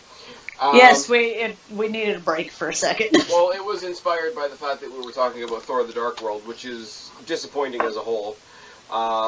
It is not good. It takes everything that, you know, was just kind of annoying and bland in the first Thor movie and just, like, doubling it. They tried to increase, like, sort of, like, the cuteness of the relationship between him and wow, I can't remember her name. That's how bad the character is. Jane Foster. Jane Foster. Again, I gotta say, one of the highlights of this movie is Kat Dennings' character, because she's just a badass, and she doesn't actually, like, do much. She's just one of those, she's that friend in the back seat that's like, this is really fucked up, let's do it.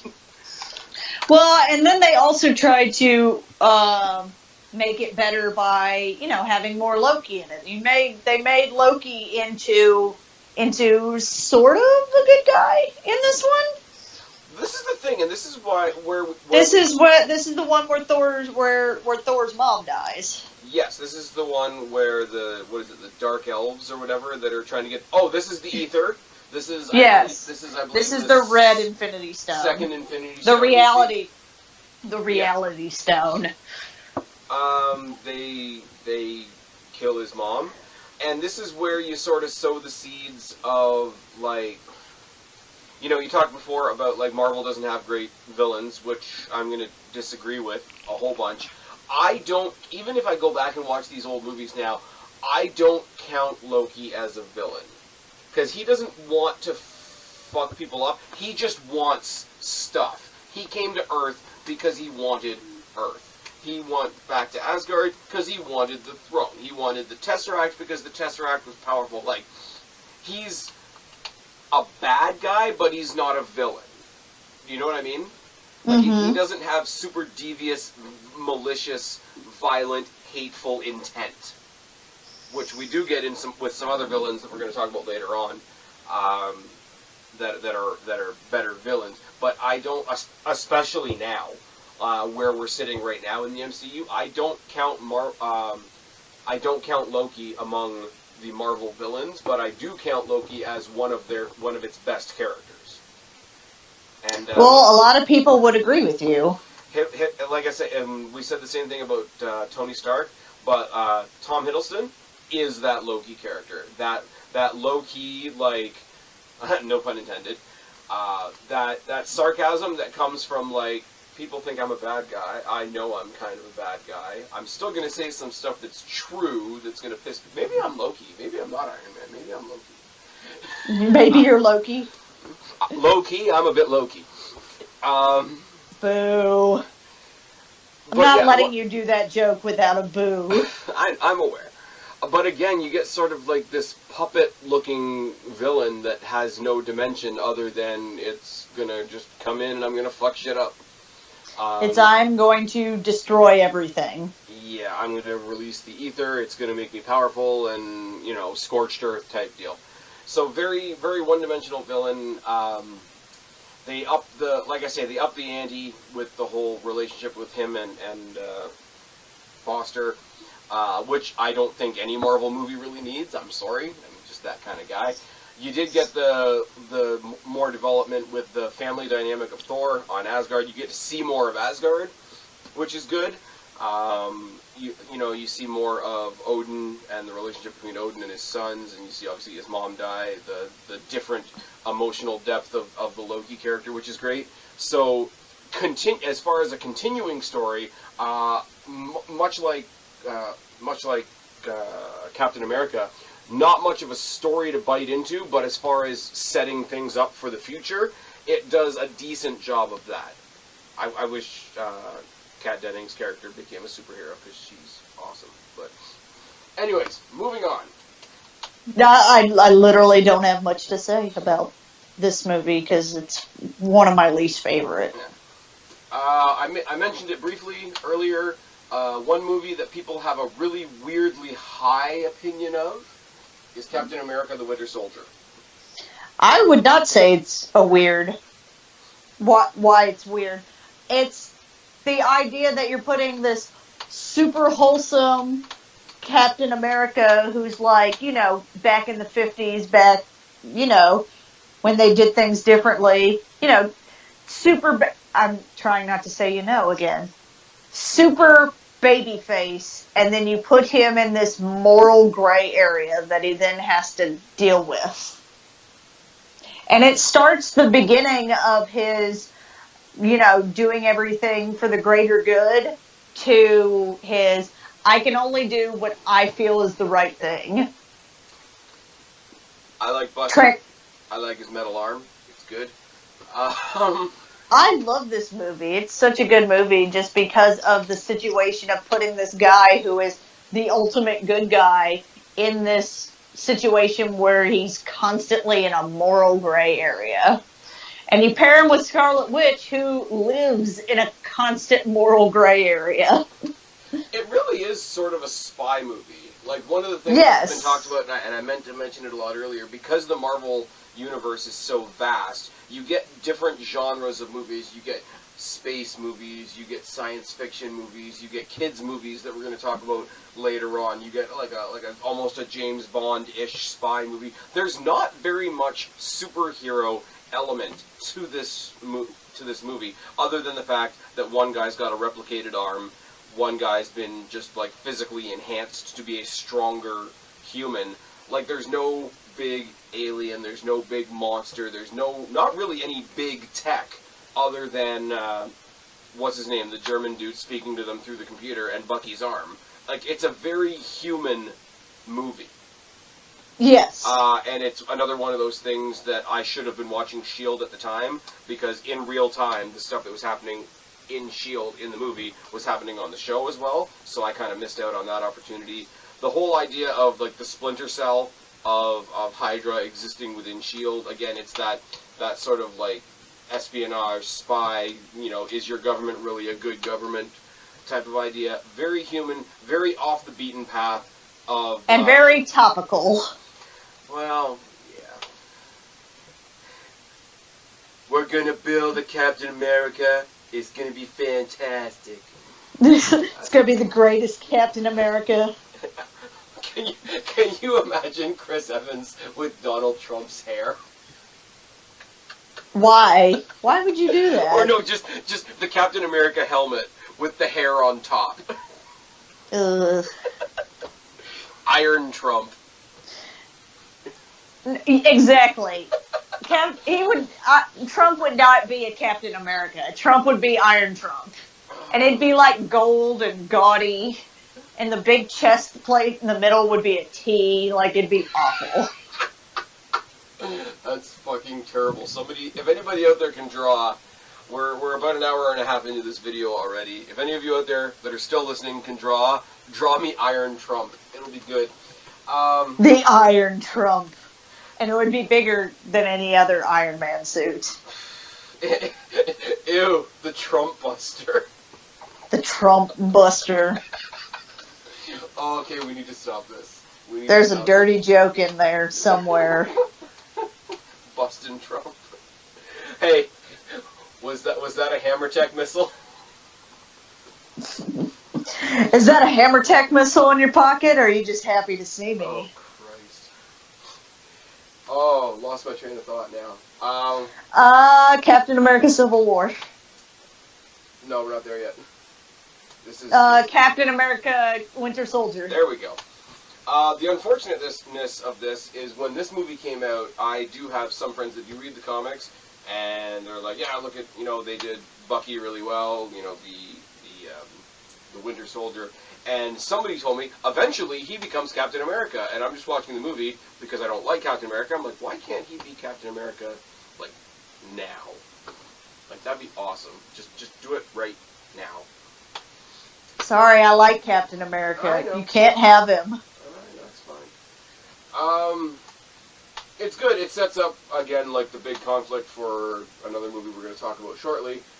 Totally steering off of any of the Avengers we've talked about so far. Guardians of the Galaxy. Now, nobody thought this one was going to be a big hit either, because it's not mainstream Marvel kind of thing. Even in the comic books, it's kind of a little out there. Couple things for me on this one, right?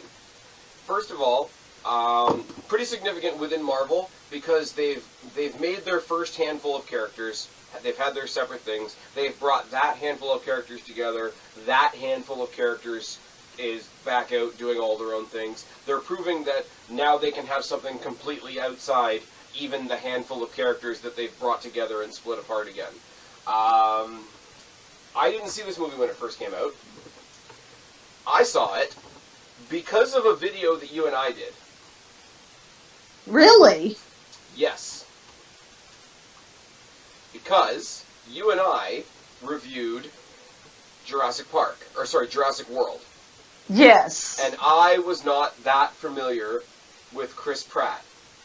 And you said, on the recording, on the podcast, which is somewhere in your collection of podcasts, in a big, like, the most ridiculously indignant voice I've ever heard you give me, which says a lot, how dare you? He's Star-Lord, damn it! He is Star-Lord, damn it! Fucking hell. And I'm sorry, for some reason, and I don't think I ever actually gave you the credit for this, that's why I went and watched this. Dude, if that's what got you to watch it, amazing. Because he's fucking Star-Lord, damn it! So first of all, there's that. There's our little story there. There's what I said before about it breaking away from the Avengers that we knew so far. And there's also the fact that this completely turns from the formula that Marvel's given us up to this point. Because up to this point, you saw characters develop individually and then become a team. In this movie, they threw you a whole team worth of new characters in one movie. And everybody loves all of them. And everybody loves all of them, but it's so opposite to what everything they've done so far. So they made it different enough that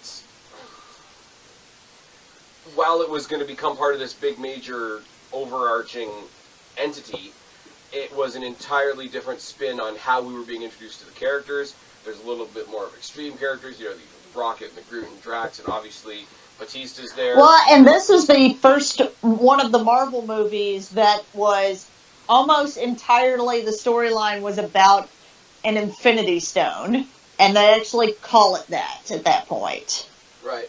And they do that, but to your point, when you said about the Tesseract, we didn't know what it was at the time. I mean, we got a little bit of a history lesson about the Infinity Stones from the Collector, But Yes. this is the first one that I don't think really tied to anything else at all, because at this point, everything was connected to something. Mm-hmm. But this was sort of like it managed to be its own entity in a world that we've now created where everything is connected. It was so successful that it made the people that directed Suicide Squad go back and try and make it more like that. I do think it's kind of funny. When the first thought I had when I saw this was, I'm like, that's probably what a really young Han Solo would have been like. It was a much better young Han Solo than the young Han Solo we got. And then when I saw Solo, which was crap, by the way, I didn't think it was crap, but I had low expectations. Yeah, but the guy playing Solo, I was like, he's doing a really good impression of Star-Lord. To be fair, I didn't mind the Solo movie. I did mind the friggin' SJW, advocate robot that can go suck a robotic dick. But I loved the sassy robot. I thought it was hilarious. Of course you did. I loved her. Because you secretly hate me. That's what's happening. I don't secretly hate you, but I do love to torment you. Alright, cool. But no, this was a lot, Guardians of the Galaxy is another one that really sort of has, you start sort of getting the bigger picture of the universe, so you get Ronan the Accuser, but you, at the same time, you already get the idea that the main villain of this movie is just a lackey for a bigger villain that's going to come later on. So you don't invest very much in the villain, other than his connection to Drax, because he killed Drax's family and his connection to Thanos. Well, yes, but we don't really know Thanos other than he's the guy from the post-credit scenes, and he's the guy that talked to Loki back in the Avengers? Yes, in the Avengers. So, but this is one of the first movies I'm going to say that succeeds, and I think over-succeeds, despite having a bit of a flat villain. Yes, it has a very flat villain. Well, because the story is more about these group of jerks getting together. Yeah. And again, it is more like the Iron Man thing too, where it's like, you might hate us, you might think we're assholes, but we're still gonna save you at the end of the day. It is also one of the first movies that sort of set the trend of an entire movie that basically feels like a soundtrack.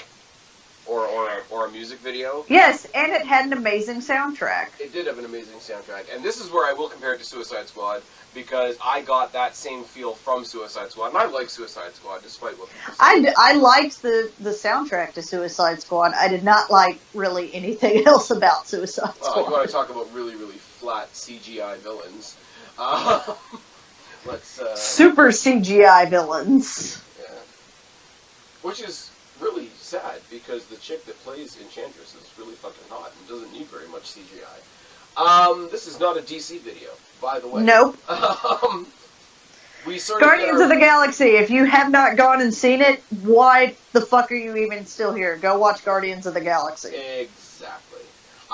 We get the first sort of hint that Quill's not entirely human.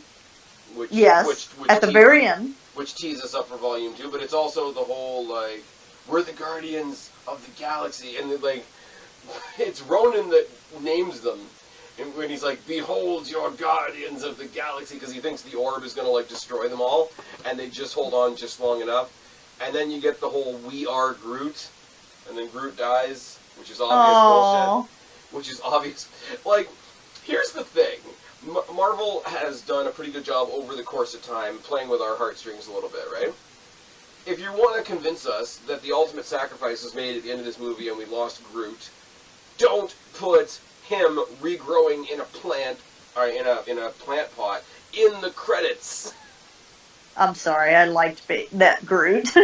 Oh no, Baby Groot's great, but I'm saying, if you want that emotional moment where he's holding the stick and whatnot, which is going to bring me to a theory for Infinity War when we get there. Okay. But it's really fun overall. It really does sort of have that rock and roll music video type vibe. which sort of set the tone for what movies like that were going to be like. What did we have next? I can't see my fucking bookshelf. Avengers, Age of Ultron. I was trying to think Ant-Man wasn't before. Nope. Hang on. I'm gonna do this real quick. Okay. MCU movies. There we go. Let's do order. We're really prepared for this podcast.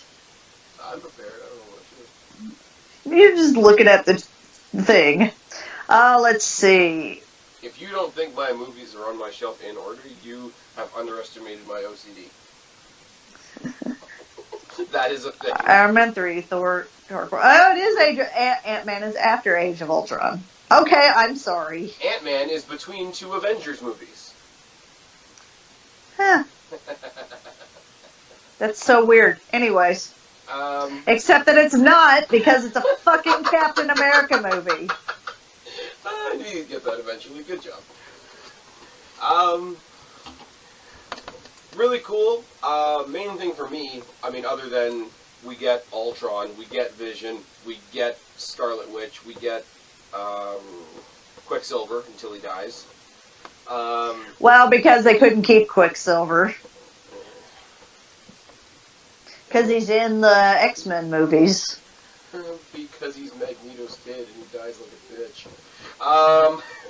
Anyways. No. I mean, that's not wrong. No, but it's sort of like, you go back and you watch the Avengers movies now, and you watch the deterioration between Iron Man and Captain America before they're ever even really on the same page. They're off the same page before they're ever really on the same page. So to watch them fight again over the creation of Ultron, to watch them fight again over the creation of Vision, is a really cool thing to go back and look in hindsight. The creation of Scarlet Witch is fucking great. Ultron is sort of like really, really sarcastic commentary on the human race. And sorry, guys. I'm going to put a little tag at the beginning of this video, be like, please ignore all the jump cuts.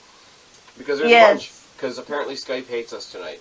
Anyways, Age of Ultron, Ultron himself sort of always trying to improve, but at the same time having this super sarcastic and overly logical critique of how humans are. And it's sort of the generic, like, somebody from somewhere else comes to Earth and says, wow, human beings are going to destroy each other one day.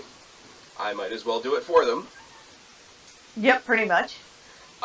We did mention in the earlier Avengers movie where we set up for that great Hawkeye moment where Scarlet Witch tries to hypnotize him and he's like, nope, I've done the whole brainwashing thing. Wasn't a fan.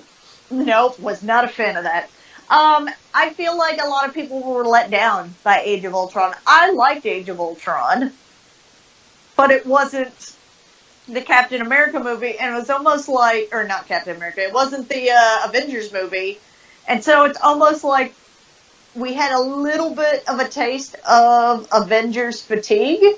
Not fatigue, but where it just wasn't, it didn't have the, like, this is the first one kind of thing.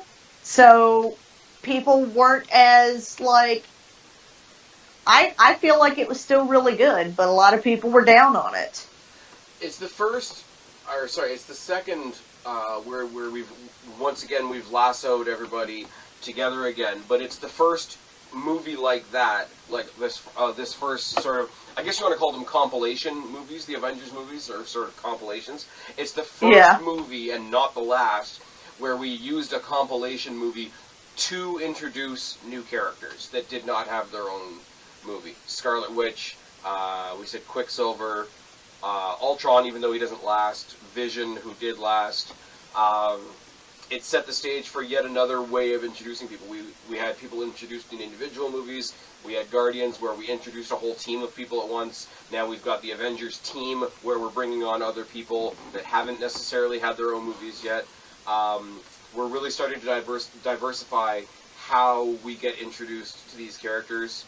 Scarlet Witch, sort of having a Tony Stark arc, even though she originally hates Tony Stark, like, she's done all this bad stuff and helped at Ultron or whatever, realized the error of her ways and, like, turns on a dime and immediately tries to fix what she helped create, which is sort of a parallel with Iron Man 1. A little bit, yeah. Um, And it's the first time that we get, it's one of the first times that, you know, I don't want to say the first time, because Scarlet Witch and Hawkeye didn't get their own movie, but, like, you know, Scarlet Witch doesn't get her own movie. Vision doesn't get his own movie. They are introduced in this, and they're really only in these Avengers-like movies. right. Apparently, we are getting a Black Widow origin movie. That is what I've heard. Everybody has demanded it, and so it is coming to be. The other rumor that I've heard, not connected to the Marvel Netflix universe, like that whole, like, you know, Jessica Jones and all them, but a separate Marvel, possibly Netflix compilation will be Hawkeye, Agent of S.H.I.E.L.D. I don't know how I'll feel about that, but we'll see. The idea sort of being it's gonna go like only a few seasons and chronicle like all the different things he did with S.H.I.E.L.D. Obviously, they're not going to use Sam Jackson for Nick Fury, which is a fucking stupid idea. But it's basically going to chronicle everything up to when the Avengers got together. So, like, whenever they decide to end the show, it's going to be him becoming an Avenger. Okay. Which is kind of a neat way to attack. It's kind of like a Gotham way of attacking things. You know how it's going to end. You know how it's going to end. You don't know the journey. But, not even you don't know the journey. The journey is just like, it becomes retroactive backstory. Which I wouldn't entirely be against. I mean, apparently Jeremy Renner's on board to do a TV show instead of doing a movie. It's weird because apparently they were really vocal. One really wanted a movie, one really wanted, if they were doing their own thing, to be a show. So it's easy to see how two characters that are seemingly kind of cut from the same cloth, definitely the actors behind them want to go two completely different directions. Mm-hmm. But I mean, like, we talk about Marvel dominating everything. Like, they've had 3 TV shows now. They've had 6 Netflix shows. They've had 19 movies, including Infinity War. Like, you can build characters anywhere you want to. You can build characters on TV. You can build characters on Netflix. You can build characters in the movies, and they're all telling the same story. This is why nobody's going to catch up with Marvel. Everybody's just playing catch-up at this point. True. Well, see, DC made the conscious decision that their shows were not going to connect to their movies, whereas Marvel went the other way. And by going the other way, they made their content even more immersive. Well, and they're connected, but not like in a way where you're questioning, well, why isn't this person showing up to this? Right. Yeah, the events of the movies affect the shows. It doesn't necessarily go the other way around. But not really, because the shows end up being about a much smaller thing. Well, the Netflix shows. Agents of S.H.I.E.L.D., I would argue. Agents of S.H.I.E.L.D.'s gotten a little bit weird, though. Like, they did the whole big time jump, and now they've come back, and now they're doing the Thunderbolts thing. And then they did the chick that was supposed to be Spider-Gwen, but then she died, and I don't know. I am kind of falling off on Agents of S.H.I.E.L.D. I mean, I love Marvel. I love what they're doing for the most part. I had a hard time getting through the back in time, or going to the future storyline. Yeah, it went on way too long. Like, I literally had to force myself. I gave up on it because they moved it to Friday, and I'm just like, fuck it. Well, I mean, I tape it, so I still have all of them. I've got it all sitting on my DVR. I am going to watch it, but is it high on my priority list? No. When Luke Cage dropped, I watched it in a weekend and a half. It's a lot of fun. And anyways, I do like Iron Fist. Age of Ultron. Age of Ultron. I like Iron Fist. Ugh. Well, I don't have the comic books to compare it to, so I don't know how wrong it is. It's so awful. But anyways. He's fighting a dragon. It's okay. Age of Ultron. It's fucking good. The conversation between Vision and Ultron at the end is kind of cool, too. Because it's two non-humans having a very deep philosophical conversation about how humans are going to destroy each other. Well, and what's very interesting is Man of Steel came out before this did, and a lot of people were upset with Man of Steel because of like, oh my god, look at all the damage and how many like fucking people died. Yep. And it looked like Age of Ultron was like, all right guys, we have to save a whole lot of fucking people in this movie because people got really upset. What do you think of the concept of the final fight? Because I've heard a lot of people shit on the concept. Oh, you're just gonna lift up a city and drop it because you couldn't get any bombs. That's stupid. I'm like, but it's not though. It's not. It's Yeah. actually like okay. How many people? Okay. It's supposed to be. It's supposed. Because Ultron is very like eloquent, and it's supposed to be like his meteorite. It's supposed to be like his like ending of the age of the dinosaurs kind of thing, Yeah, but ending of the age of people. Monologues. I do like, and once again, I'm going to reference CinemaSins, but they flash over the scene where he first announces himself by showing up at Tony's party in one of the broken like Stark suits. Yes. And then he No, he's in one of the broken Iron Legion suits. But then eventually he like zaps himself out of the Iron Legion suit and he just like hops out into the internet. The guy on CinemaSins was like, Ultron is in the cloud. Yes, he is. Ultron is in the cloud. Ultron is in the cloud. The repetitive references to Pinocchio and There Are No Strings on Me is also quite good. It's a great metaphor. Yeah, Vision kind of being like a hodgepodge of like some Thor power, some input from Tony and Banner. Some of it is Jarvis. Some of it is Ultron. Some of it is the vibranium, the powers of vibranium. And like when they open up the thing, and it's like we need to make this because we need a new weapon to face Ultron, but we don't know what it's going to end up being.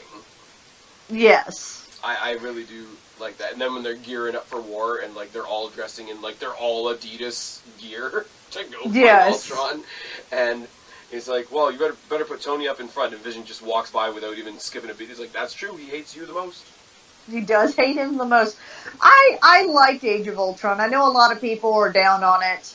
There's a lot of social commentary in it, and people that don't want to be bogged down in a lot of social commentary, I could see why it would drag for them a little bit. Because a lot of people like that go to a movie like this that don't expect it to be as deep as it is, and just want to go out and have some like good smashy fun, would be weighed down if they feel like the movie's preaching at them a little bit. And this movie does preach a little bit about a couple different things. Well, those people should watch Ant-Man, because that is what Ant-Man is. Okay, are we done with Which I think so. Okay, I will say about Ant-Man what I should have said about Captain America at the beginning. Marvel has a great thing where they've basically trapped all of their watchers because we know everything's connected, so we can't afford to miss a movie or we might miss an integral part of the bigger story. Fair to say? If these movies were not all connected, I definitely would not have watched Captain America, and for fuck's sake, I would not have watched Ant-Man. You didn't like Ant-Man? I did not like Ant-Man. Paul Rudd. I loved Ant-Man. I thought it was so funny. I get like he works as a as a relief character in a team-up movie. He does not work on his own. I disagree. I really liked Ant-Man. I thought it was more lighthearted. I'm glad they went with the Scott. I'm trying to think of his last name.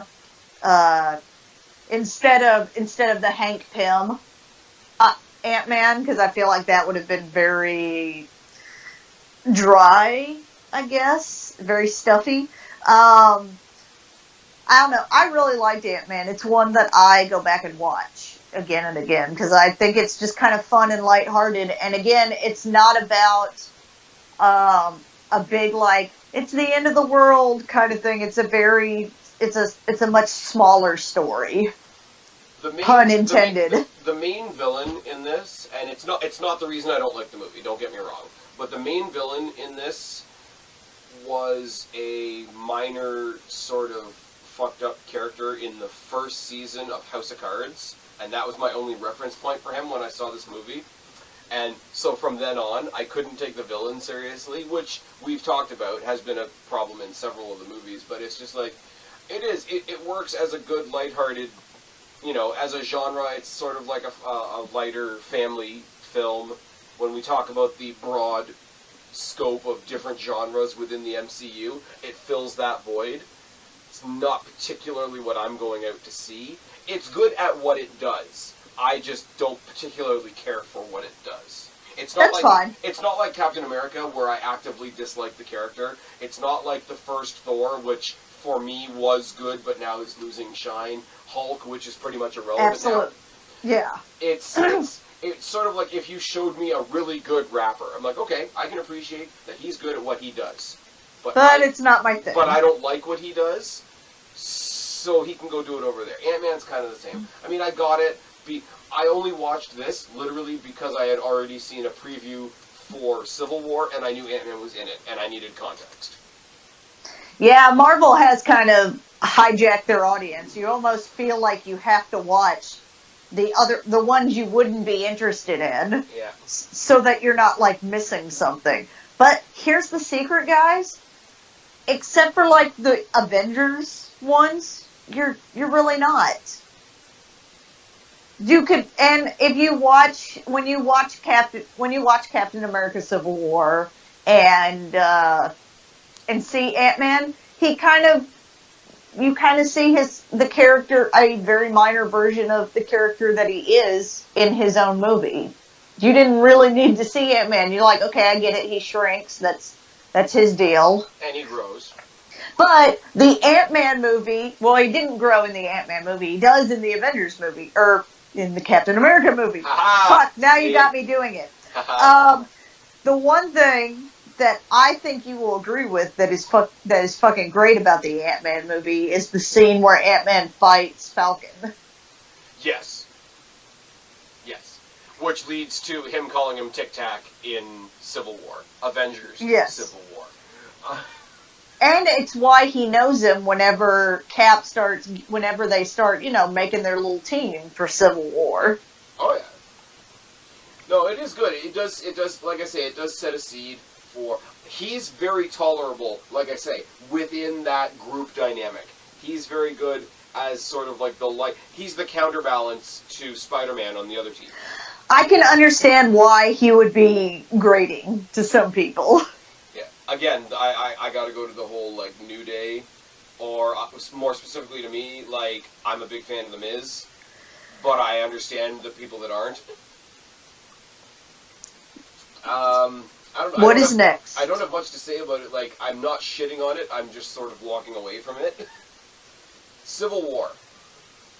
Captain America Civil War. Avengers Civil War. No, it's not. It's Captain America. If the movie is mostly, you follow it in Captain America's perspective. Most of the time. You do. You follow his team most of the time. It's all predicated on the events that led to Tony Stark's parents' death. Yes, but it's because of Bucky, who is Captain America's friend. Frenemy at this point. So I guess the first Batman with Jack Nicholson, the one where Joker actually killed Batman's parents, isn't a Batman movie, it's a Joker movie? That is apples and oranges, and you fucking know that. No, you want to make it about the one that did the killing. It's a Captain America movie. It's about him. It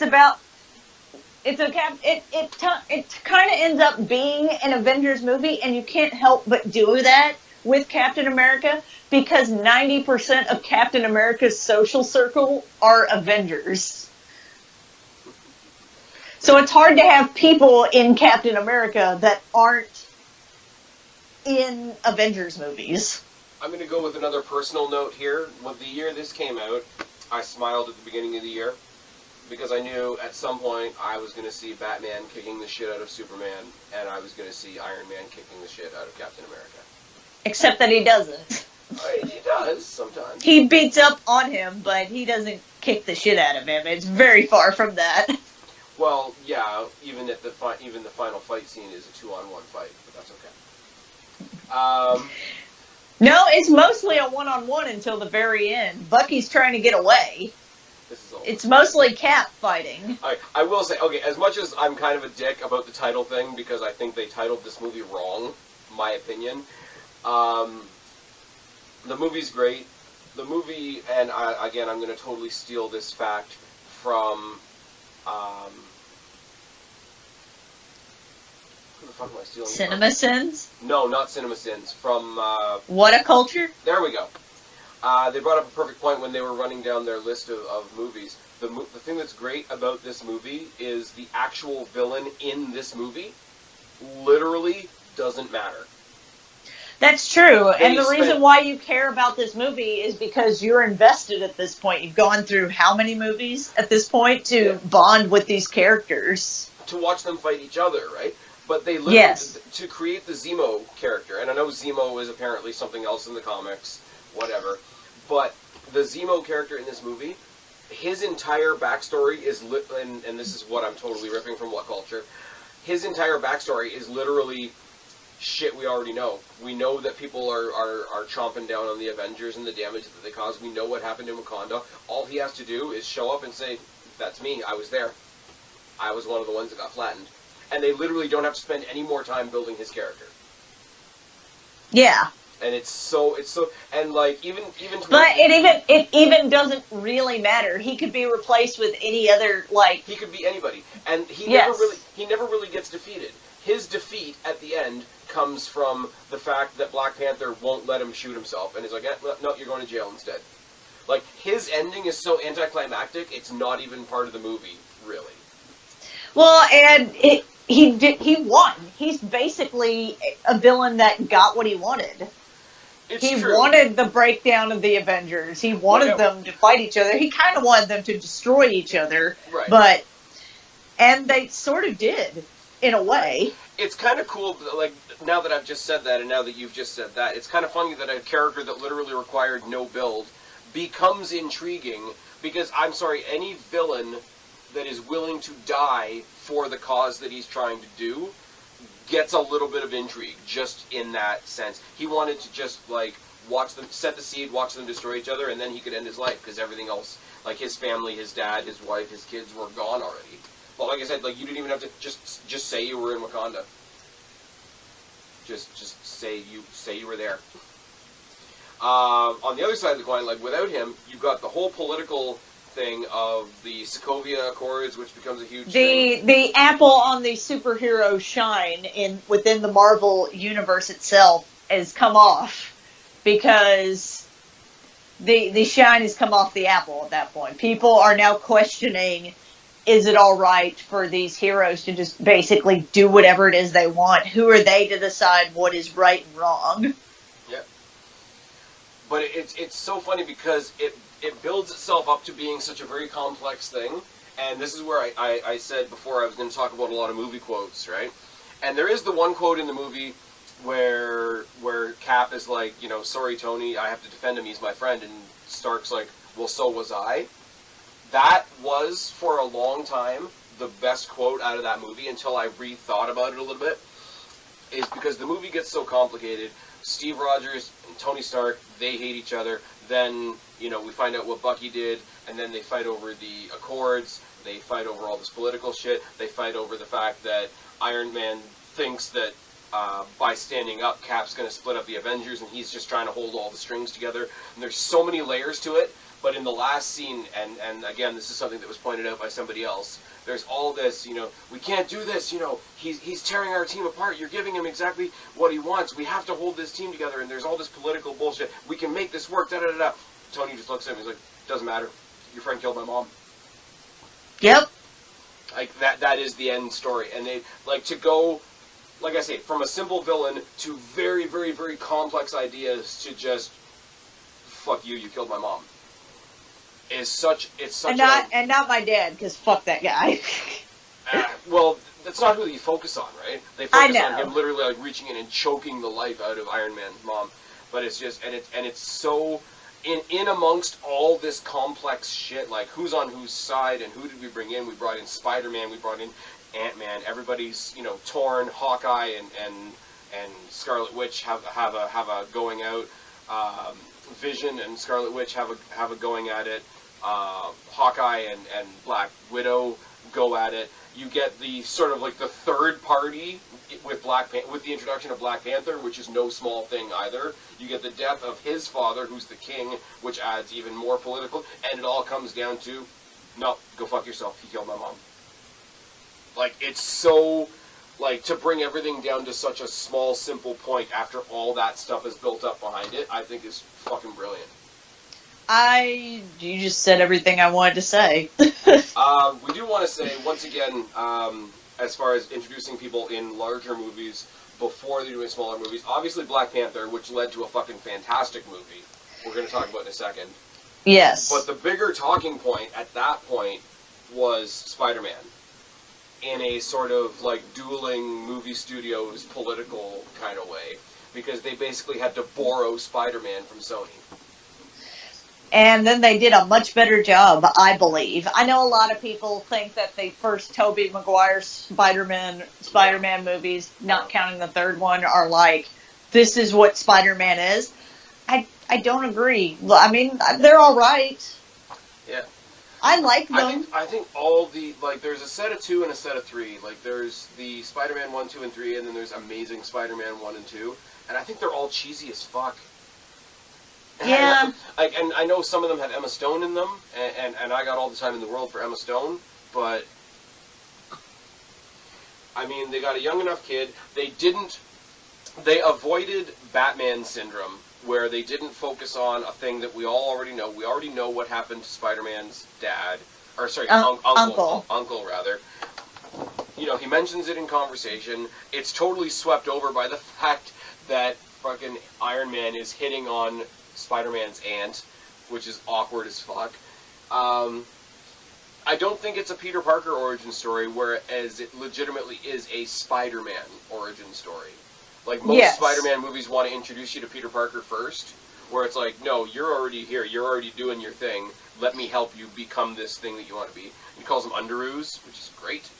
And to watch Spider-Man, because he's a kid, and because they need to remind you that he's a kid, because that's what sort of makes it awesome, the fact that he's, like, fanboying out for the people that he's on a team with, and the people that he's fighting... Yep. Is fucking great. The fight scene in Civil War is amazing. It's the best part of the whole movie, I believe. Yeah. They referred to it as you know, if I can use a porno magazine reference, they referred to that fight scene at the airport as the centerfold of Marvel at that point. And pretty much. And it is, because you watch everybody come together and it's just like, and like I say, it comes back down to that one simple fight between, you know, Stark and Bucky and Cap and, like, fuck all this other bullshit, he killed my mom. Like, and that's still fully a thing. But if you want to go back into the more complex end of it, he does go, and you go down each line on both teams when they're sort of walking at each other, and just, by the time they all get face to face to face to face to face to however many people you want to say, you know every single person's motivation, and nobody has to say anything anymore, and every single other than maybe Tony and Cap, because they are about ready to butt heads, no other person in that fight wants to be in that fight. Exactly. And, like, on some level, like, Stark and Rogers don't want to be in that fight either, but they both believe they're so right, and if I put aside my own opinion of Cap for a second, you could side evenly with both guys. I agree with that, because, you know, Tony, they're both essentially of the mindset that they're just trying to do the right thing. Yep. And you can see valid points on both sides. Yeah. I don't know. I'm going to have the same problem when we get to Infinity War, but it's like, we could do and we did do a whole video on this movie alone. Yes. And everything that goes into it. I think it's very cool that they brought in who they brought in.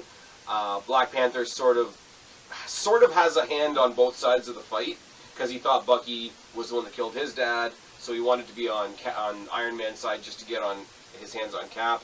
Ultimately ends up helping Cap at the end with Bucky and his, you know, regeneration and all that sort of thing. But I think comedy-wise and to balance the teams, if you were going to have Spider-Man on one side, you needed to have Ant-Man on the other side. Yes, and I don't feel like it was overwhelming. Like, I was always worried the more and more people that they add to the cinematic universe and then collide in these bigger, like, Avengers-like movies, that you're going to get so bogged down with characters that nobody's really going to have any time in the movie. And I don't feel like that happened. That doesn't happen. I don't even think it's happened now, to be perfectly Exactly. honest. Anyways, I don't think there's much more we can say about Civil War other than, to that point, it was probably the most brilliant thing they've done. I agree, and, this Civil War is a great example of all of this payoff. Yeah. Just like in Avengers, all this movie has some watching all these movies has this big payoff. Yeah. And the thing is, like, I think there's a 3-movie arc. Like, we talk about Hulk, he doesn't have his own movies, so he has sort of an arc over a couple of other people's movies. There's an arc between Avengers, between Age of Ultron, and this movie. This is why this is really the third absolutely. Avengers. This is why this is the third Avengers movie. It's not the third Avengers movie. It's a Captain America movie. Okay, if it didn't have a title, would you at least make the case that this could be an Avengers movie? Yes, it can be an Avengers movie. But like I said, it's a Captain America movie. But I mean, like, if you go down the movies so far, okay, Iron Man's an Iron Man movie, Hulk is a Hulk movie, Iron Man 2 is an Iron Man movie, Thor is a Thor movie, Captain America is obviously a thing, a Captain America movie. Avengers, you could make the case that the first Avengers is a Thor movie, because the entire story base rolls out from the Thor movie. Iron Man 3 is an Iron Man movie. Thor: The Dark World, kind of a Thor movie. Captain America 2 is really a Bucky movie. Guardians is a Guardians movie. Avengers: Age of Ultron is kind of an Iron Man movie, because again, it's that whole, like, Tony, like, making his own mistakes and everybody sort of paying for them. Civil War's an Avengers movie. It is what it is. Let's move on, shall we? Doctor Strange. I like this movie, but it's lower down on my list. It's fun, and it's fun because of Benedict Cumberbatch. Oh my god. Best casting decision that they made since Iron Man? Yes. It's good, but it's so different from the other from the other Marvel movies that, it's kind of out there, but... Yeah, I think this was the one where they sort of, because they knew they wanted to do more, like, universe-based stuff, I think they really, really pushed how out there it was to see how much the audience would accept. Well, and at this point, within the Marvel universe, you can do a Captain Strange because you have that kind of rapport with the audience that they will go out on a limb for something a little weirder, something a little more out there, because they have all of this. Marvel hasn't steered me wrong yet, is what I usually say. Yeah, and by this point you realize that whether you like the character or not, they're going to be not that Doctor Strange is anything like Ant-Man, but it's like, even if you don't like Doctor Strange, he's going to be around, so you might as well at least get used to him. Benedict Cumberbatch, like, the character, and I'm sure it's true to the comic book character, which I don't really know, but it's like his kind of sarcasm is kind of like, there is a Benedict Cumberbatch brand of sarcasm. Like, if you watch this and then you watch something like The Imitation Game, and then you go and watch the Netflix Sherlock show, like, the sarcasm is very similar, and he's very clever. He comes off like a dick, but he's very clever. When he's in his downward after he injures himself, after he fucks up his hands and all that, and he's in his downward spiral, and Rachel Adams comes to him and says, there's more to life than being a doctor, and he just looks at her, like, so deadpan, and it's like what, you? And just, like, with words, he just cut her head off.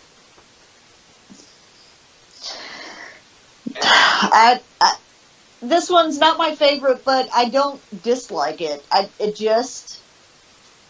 like it because I like Benedict Cumberbatch.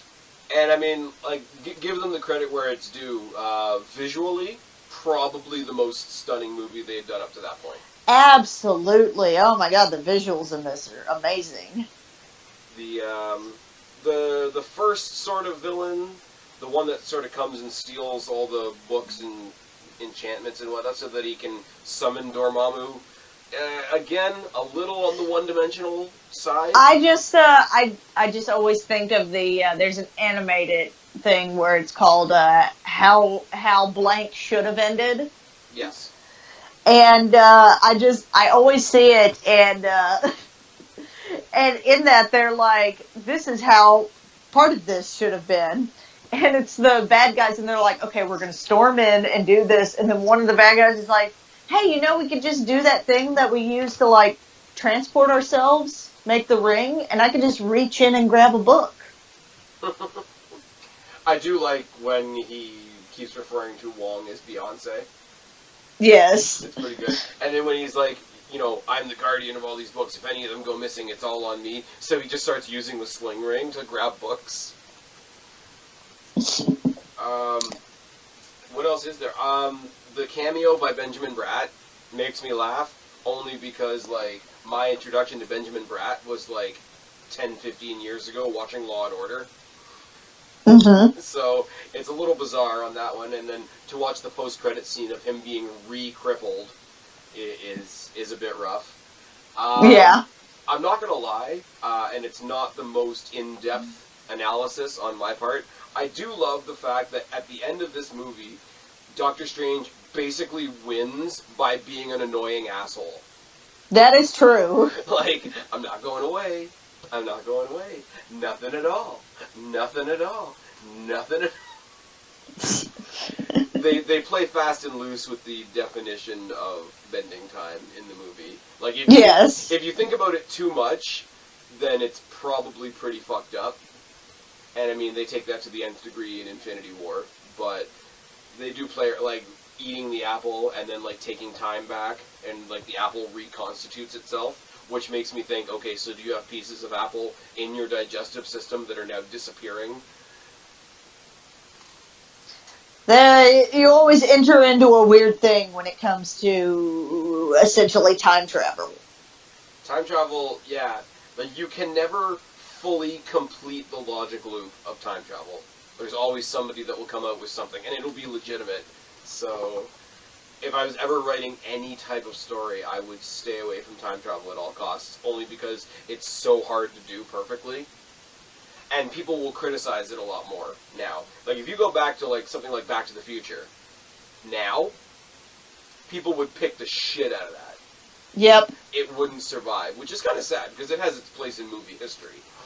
But to try and, especially with something with a massive following like the Marvel Universe does, I wouldn't want to even try to write a time travel story, because they would slaughter it, no matter how good it was. Don't really have much else to say. As I say, I love him, like, confronting this big, universal, galactic being, and it's just like, yeah, I'm just gonna be here. And I'm just gonna annoy the shit out of you until... And I can do this too. But, like, seriously, at the same time, though, that means he had to die, like, 100 times. Yep, pretty much. I don't know. I don't have, like I said, the time thing, you can play with that forever. I mean, on the surface, okay, this is what he's doing, he's pissing off the bad guy, so the bad guy loses. But the more you think about it, the more you're like, wait a minute, what about this? What about this? What about that? What about this? You said it's not your favorite movie. I'm going to say, still pretty damn entertaining, but not nearly what I thought it was going to be. Guardians 2. Oh my god, Guardians 2 is amazing! His dad's His a planet. His dad is a planet. Pac-Man. That is true to comics. Pac-Man. I still love it. It doesn't matter what you say. Pac-Man, though. I want him to bring in some raptors. It'll be good. I don't know, like, there isn't really much to say. Like, you find out how his mom died, which is kind of fucking terrible. He loses Yondu. Guardians of the Galaxy Volume 2 is a perfect example of, if you like the first one, you'll probably like the second one, but it doesn't add a whole lot more. Yeah, it's weird because they try to add a galactic spin to a family story to a galactic movie. Yeah, pretty much. So your dad's a planet, and that's a thing. They bring in the what are the big obnoxious gold fuckers at the beginning that they I forget what they're called, but I know what you're talking about. Basically, the people that at the end are creating Adam Warlock. Yes. And basically, like, the conflict at the beginning has nothing to do with the whole movie, and entirely has everything to do with how the movie ends. Which is kind of random. The way we lost Yondu was kind of unfortunate. Again, I gotta go to, like, external references for this. But, I mean, obviously, for anybody that watches Walking Dead, Yondu is Merle. Yes. So it was cool to see him in something else. Obviously, we're both wrestling fans. Batista's Drax. I like Batista more as Drax than I do as Batista. Agreed. Which is kind of sad. People were speculating a while ago what would happen if he came back for, like, one more match and just, like, came out as Drax.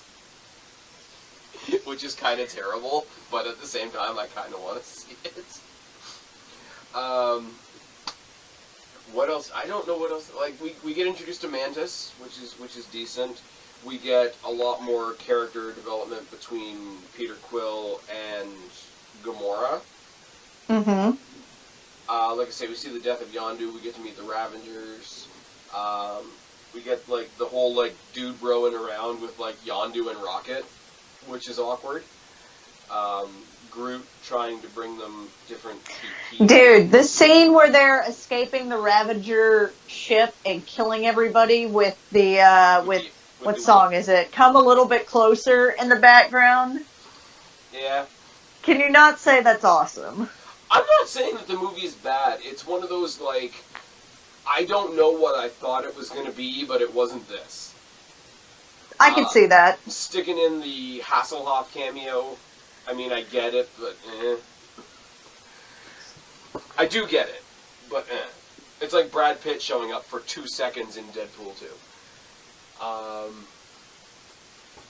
don't really know what to say.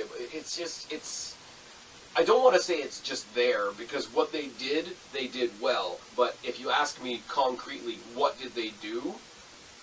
I don't really know. They did more of Guardians of the Galaxy. They did and we like Guardians of the Galaxy. They did some Guardiansing. I mean, realistically, we got some context to his mom dying in the first one, which is the big thing.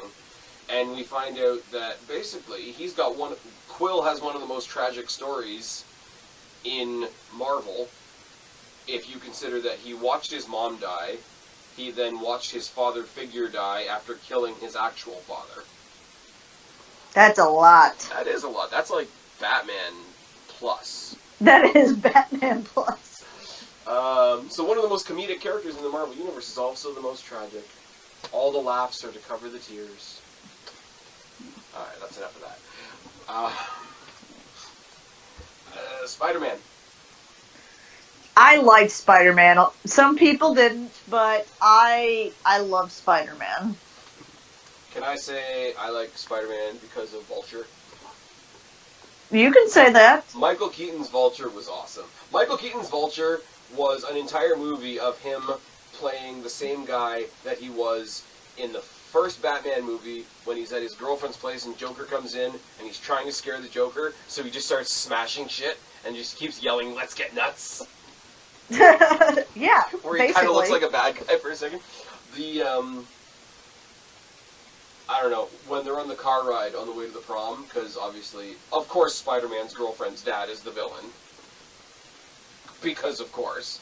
Like, after, like, she hops out of the car and goes into the school, and they have that sort of, okay, you just realized who I am, I just realized who you were, here's a gun, I could fuck you up. Like, it is I heard it explained as the penultimate meeting your scary girlfriend's dad. Yep. So there's that. Tom Holland is a great Spider-Man. It's great in the way that the MCU is using Spider-Man as sort of like the protege of Iron Man. It's great. People. Robert Downey Jr. is really good in this movie too. A lot of people thought he was going to be overpowering in this movie. I think he was well. He sort of comes in and touches on the movie and fucks off, which is exactly what they needed him to do. Yes. I like the fact that the real tie-in character for the MCU for this movie was Happy. Yes. And Ned, when the teacher finds him talking to Happy on the computer, he's like, "What are you doing, Ned?" "Watching porn." Why? Why would you go there? Why wouldn't you say, "I'm doing my homework"? Because why are you doing your homework in a dark library during the prom? You don't have to. This is how I do homework. With my pants off. Anyway. Did he have his pants off? Well, no, but if he was actually watching. Oh, okay, yeah. There we go. Not so sexy librarian. Anyways, moving on. They've revealed the name for the next Spider-Man movie. It's very original. Have you heard?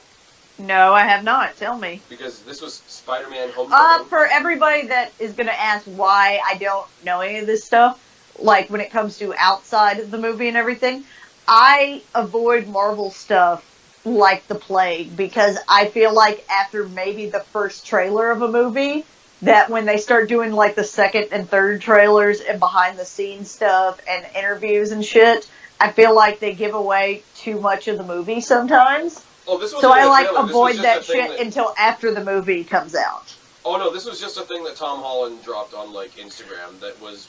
Well, no, that's what I'm saying. I avoid all Marvel shit. Yeah, no, it's cool because Tom Holland and Mark Ruffalo are the ones with like their gimmick is spoilers, but not spoilers that spoil the movie. If that makes sense. Yes. Like when they got together, I don't know if you've seen it or not. After they did Infinity War, they got they call it the Marvel class photo. They got every actor that has ever been in any of the Marvel movies so far in one big airplane hangar, and they took one massive group shot. Mm-hmm. And right dead center is Robert Downey Jr., Kevin Feige, the Russos, Stan Lee, and fucking Happy, Jon Favreau. Yeah. So like sort of like the Godfathers of the MCU, but it's fucking massive. Like the photo, if you just look up like Marvel class photo, it's fucking massive. Anyways, I had a point. Where was I going with that? I am not sure. Spider-Man. Spider-Man, yeah. No, okay, sorry. Spider-Man and Mark Ruffalo, they're basically becoming, like, their gimmick is, like, the non-spoiler, like, spoilers that won't ruin anything. Yeah. Like, they'll show, like, a sleeve of somebody's new outfit. Tom Holland basically showing up and, like, he's got the script in his hand. And he's like, I just got the script for the new movie, and it's amazing, but I can't say anything. But he's waving the script around, so you just see the name of the movie on the script, and people were wondering what the movie was going to be called, because the first one was Spider-Man Homecoming. Second one, Spider-Man Far From Home. Oh, okay. It's like, they're really going to do the whole home thing. Because if he's supposed to be like the friendly neighborhood Spider-Man, then you're never far from home. On another thing, speaking of Spider-Man being at home and not, I do love the idea that in this movie they kind of show that a lot of Spider-Man's like abilities are kind of contingent on having tall buildings. Oh fuck, when he's in the suburbs and he goes to swing and there's nothing to swing on. Yeah, there's nothing to swing on. It's like a really, really bad ED joke, except it's not. It's hilarious. Yeah, I mean, it's like Ant-Man in the fact that, like, don't expect too much. It's kind of lighthearted. It's kind of like a more family thing. But for me, personally, Especially because there's been so many shitty Spider-Mans. I guess I'm doing a lot of by comparison. There's a lot more to sink your teeth into with Spider-Man than there is with Ant-Man. I just the way there's no tie-in. Like, the tie-in character for Ant-Man is fucking Falcon. The tie-in character for Spider-Man is fucking Iron Man. I mean, that's just true. That is, these are just stacking facts at this point. Stacking facts. It's good. I like it. The whole ending fight scene on the plane that's supposed to be invisible, and basically what some people are referring to as the MacGuffin plane, because The MacGuffin plane. Happy's basically loading up, like, all the superheroes', like, gimmicks. It's like, here's Thor's hammer, and that belt that so-and-so made, and, you know, the new cloaking device for the new shields for such and such, and he's basically, he is the guy with the truck on moving day. Yep. And he's so angry at his babysitting job. Like, fuck off, Tony, I don't want to babysit this kid. And then, like, Tony's fully ready to, like, make him an Avenger, and he passes. And then Pepper comes out, and it's like, where's the kid? I thought we were gonna make him an Avenger. Nope. And it's, which is an awesome pop-up, too, because we haven't seen Pepper since Iron Man 3, and that is several movies ago once you get Spider-Man. So that's, not only is she there, but she's making her pop-up not even in an Iron Man movie. Nice touch. Yep. Like I said, this is the first outing of the joint Sony-Marvel, like, cooperative deal. Like, they get to, like, MCU gets to use Spider-Man if MCU also helps Sony with their Spider-Man movies. Which is kind of cool, because from what I know of making the individual Spider-Man movies, Sony puts up all the money and all the funding. They get all the profits from it. Marvel basically gets to write a movie for free to make sure that it fits in with the MCU. Everybody wins. Yes, everybody's happy. And supposedly the more and more and more traction and success that their sharing deal with Sony got, the more Fox dug in their heels and said no because they could. Which is fucking stupid. Yeah. When you've got Hugh Jackman going out on every interview platform imaginable saying, I'm done playing Wolverine unless Fox gets their head out of their ass and does what the Marvel fans want, then I'll come back. I mean, he's in a position where he can say that, obviously, without there being any backlash. Exactly, because he's Hugh fucking Jackman. Well, not only is he Hugh Jackman, but Wolverine... I was about to say, and who else are they going to get to play Wolverine at this point? Well, not even that, but, like, the way Hugh Jackman plays Wolverine, whether it's intentional or not, he's become the Iron Man of, like, not Marvel. Yeah. Like, even if he's not the main character, he's the main character. Logan was good, though, so it would be kind of weird to see, like, them finish up his run as that character, and then bring him back. Logan's really fucking good, though. It is. It's so good. It's so bizarre and so removed from everything else. It's so good in, like, a depressing way, though. Oh, yeah. You're like, this is so good, but I'm sad.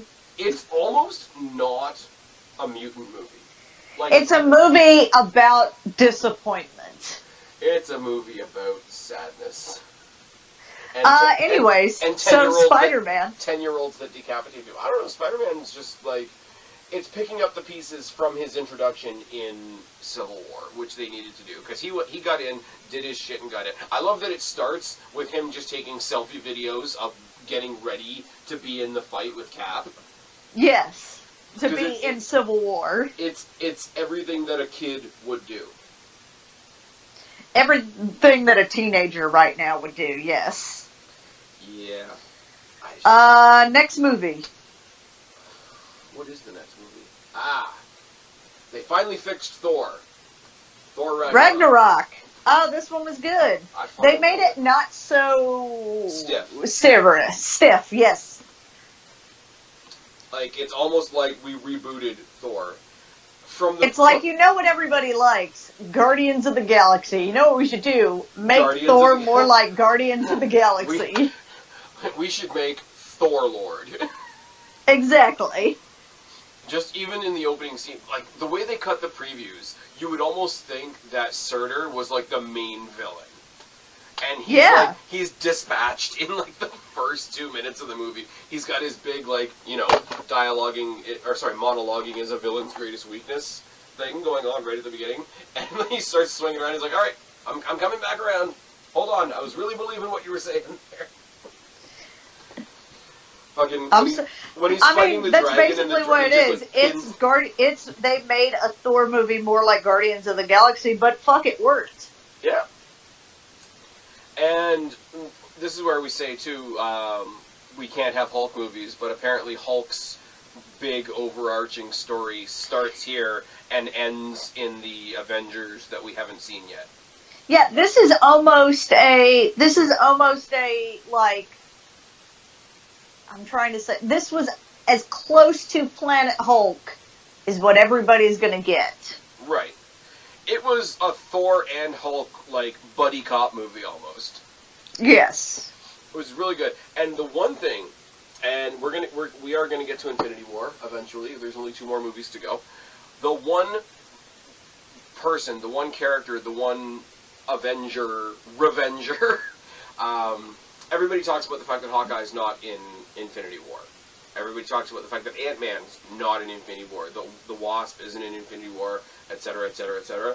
The one thing that really bummed me out, after seeing how they sort of rebooted the Thor franchise, I was really surprised that they did not have Valkyrie in Infinity War. Well, there was a lot of speculation that she might have died in Infinity Wars. The director has confirmed she did not. Yeah, because there's 2 times. Because, one, okay, we're going to talk about Infinity War later, but the opening scene where, half of Thor's ship dies, she could have been one of them, or she could have been caught in the snapshot. There's 2 different times she could have died, and it wouldn't even have been on screen. But anyways, Thor Ragnarok. I just thought, no, Valkyrie's character stole it. And we're talking about a movie that has some decent Hulk shit, revamped the Thor character completely, has fucking Jeff Goldblum in it, which was fucking killer. Loki was fantastic, but Valkyrie stole the show. Yes. Because she's the only, the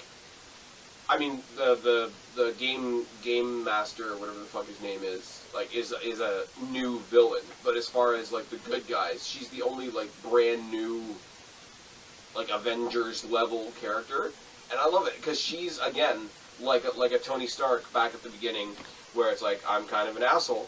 But she's also kind of like a black sidekick. Yeah. That's I was gonna bring that back around too, but you nailed that.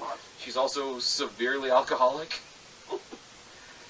It's we're gonna go. But she's still fucking awesome. We're gonna pass through the devil's anus, and we're all gonna die. So drinks. Yep. I would chill with her. Even when she's shocking Thor a lot with the little fucking neck thing, it's yeah, you're totally a bitch. I would still probably chill with you. And let's not forget the actual main villain, who plays, Kate Blanchett, who I thought did really good as Hela. If we can get her to stop running her hand over her head and turning her hair into horns, into hair, into horns, into hair. I loved that part. I thought visually it looked really cool. Visually it was stunning, but it was just like every other scene. It's okay, I'm going to go back to Luke Cage for a second. You know the Shades character. Yes. Half of his on-screen time is either putting on or taking off sunglasses. Her horns, or whatever the hell she was, is the CGI, I'm a Asgardian demon equivalent of Shades' Shades.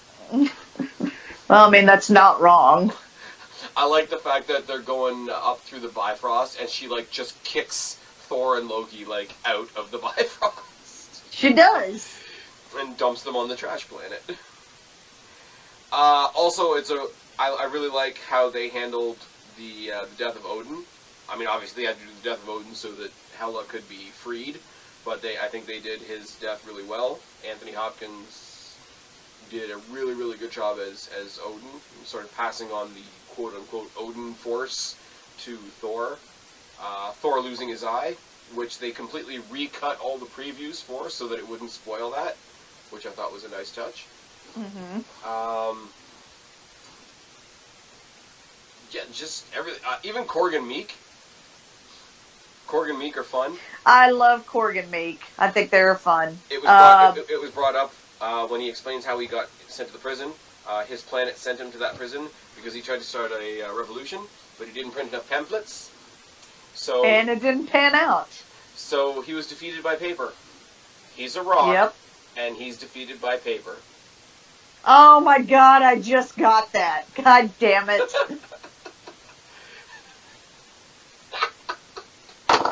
I read too many memes in a day. Sometimes work is boring. It's funny, because they do a rock, paper, scissors thing, because Meek's got the blade hands, and he's like, I'm a rock, you don't have to fear me unless you're made of scissors. That's a little rock, paper, scissors joke. But then they don't do, like, when he does the pamphlet thing, he doesn't close the loop on the paper thing. He didn't, nope. Somebody told me that later on, and I'm like, oh, that's way too good. Why didn't they do that? I don't know. I know they're all good guys, but I kind of would have loved to see, like, the Hulk, the Hulk take on Korg, because it's like super big, strong guy versus guy made of rocks. I think just visually, that would have been great. It's like, I kind of we also got to see more of Heimdall, who's my dad's favorite character. Yeah, Heimdall, who's a lot better than that actor's character in The Dark Tower, which is a pile of hot garbage. Such a pile of hot garbage that I got it for my brother for Christmas. Because I'm a good person. You are. No, but it's kind of cool because you're always used to seeing him in like armed for battle and in his proper royal position. So to see him out and about, sort of as the rebel, was kind of cool. The reveal of Loki being disguised as Odin when he's like, he throws the hammer. That and he's like, the only important thing that came out of one of the two important things that came out of the other Thor movie that nobody liked. One, faking Odin, trading places with Odin and the Infinity Stone, and the payoff for it is Thor almost immediately figures it out within the first, 20 minutes of the movie. And just, later on, he's, not even mad, he's just kind of scolding me. I can't believe you're alive! But it's just when he's like, oh, you're not going to tell me who you really are, throws the hammer, he's like, nothing's going to stop that from coming back to my hand, not even your face. It's just fucking good. Though, I will say, we talk about sort of, iconic moments and whatnot. When Hela first arrives and smashes Thor's hammer, which is... Yeah, that's a badass part. Yeah, which, because the hammer in general is pretty badass, it's part of his character, but, they spent so much time in the Avengers movies saying, oh, somebody's gonna move it, I'll put it in an elevator, and the elevator's gonna lift it, and... there's been, conversation, it's been a bone of contention among all the other Avengers, it is a character, pretty much. And then they destroy it. And then the whole thing with Korg was like, oh, you lost your hammer. Your hammer pulled you off. And then you get what people think is a Blade Easter egg when he's offering them all the different weapons, and he's got you want a wooden what does he say? A wooden pitchfork. It's got 3 points on it. It's not really much good unless you're facing 3 vampires that are in a line. That's what people think is a tee-up to Blade. Really? That? Yeah.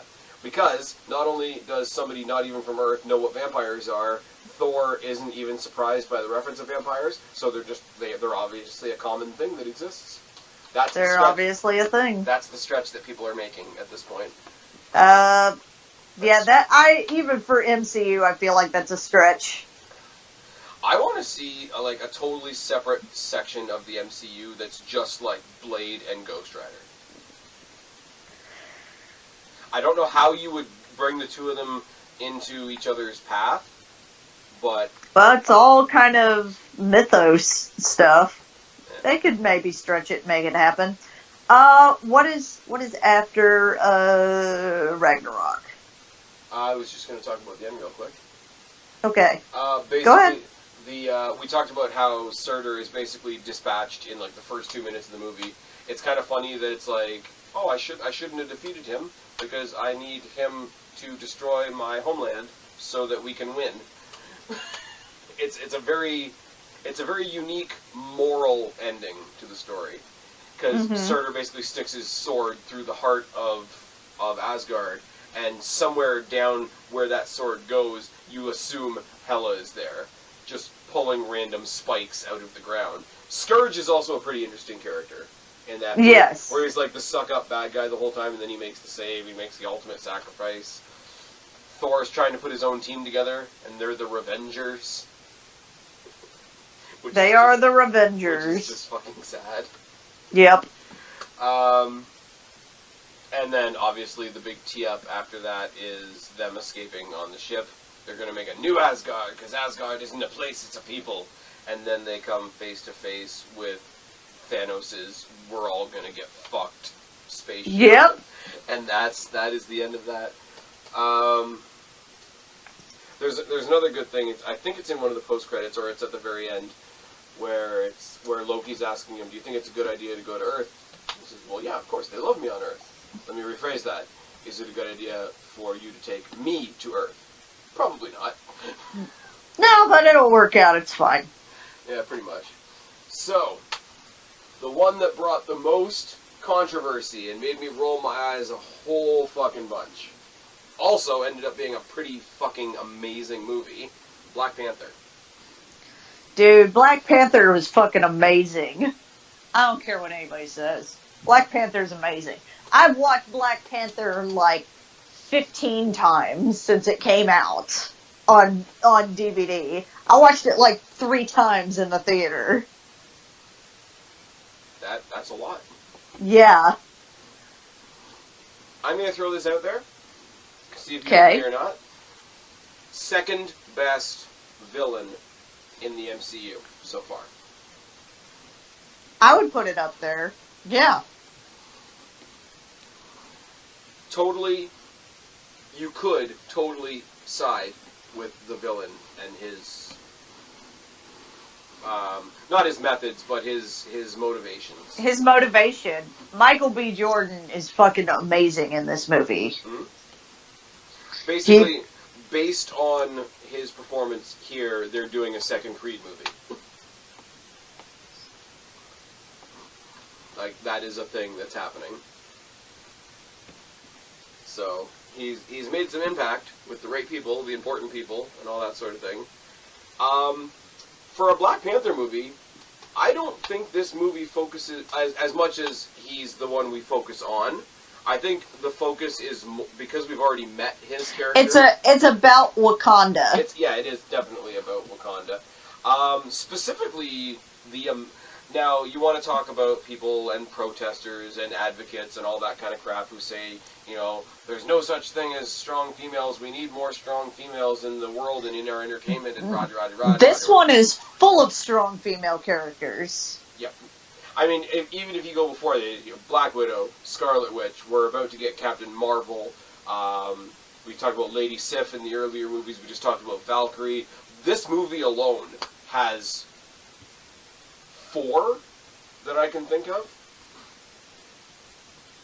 Because there's, and I don't remember all. There's Suri. There's the sister. There's the sister, the girlfriend, the general.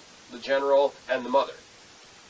Yes, the mother isn't as badass a character as the mother isn't out there on the battlefield, but she's still there, and she's still a kick-ass character. Shuri is one of the best characters they've come up with in a long time. If they don't link her and Spider-Man at some point, they're missing something there. Because they've decided to make Spider-Man sort of like mini Iron Man, I could definitely see them doing a thing where they get the younger characters together and they start sharing some tech, like the Wakandan tech. So maybe we get a vibranium iteration of Spider-Man or something like that somewhere down the line. I think if they don't do that, they're missing out on something. I think if you haven't seen Black Panther yet, you're missing out. Well, go fucking see it. And it's still like, it is, and I know we said this at the beginning when we did a more full review on the movie. If you get bogged down in all the fucking political bullshit that people were spreading around the time this movie came out, you're missing out. It's not even really, like, it is about that, but I don't feel like it's preachy. Like, I don't feel like... I mean other people that were outside of the movie getting preachy about the movie. Yes. The movie is great. The movie manages to touch on all those same issues without being preachy. Like, the movie touches on all those same issues without it coming off as preachy. Yeah, I will say, this movie hits all the same issues a whole lot better than Luke Cage does. Because Luke Cage, especially if you haven't seen the second season yet, Luke Cage does get a bit preachy. Like, it is, and I'm not saying this to be disrespectful to anybody, please, everybody listening, please understand that, but I did roll my eyes a bunch watching Luke Cage second time around. It's like, okay, it's Harlem, we get it.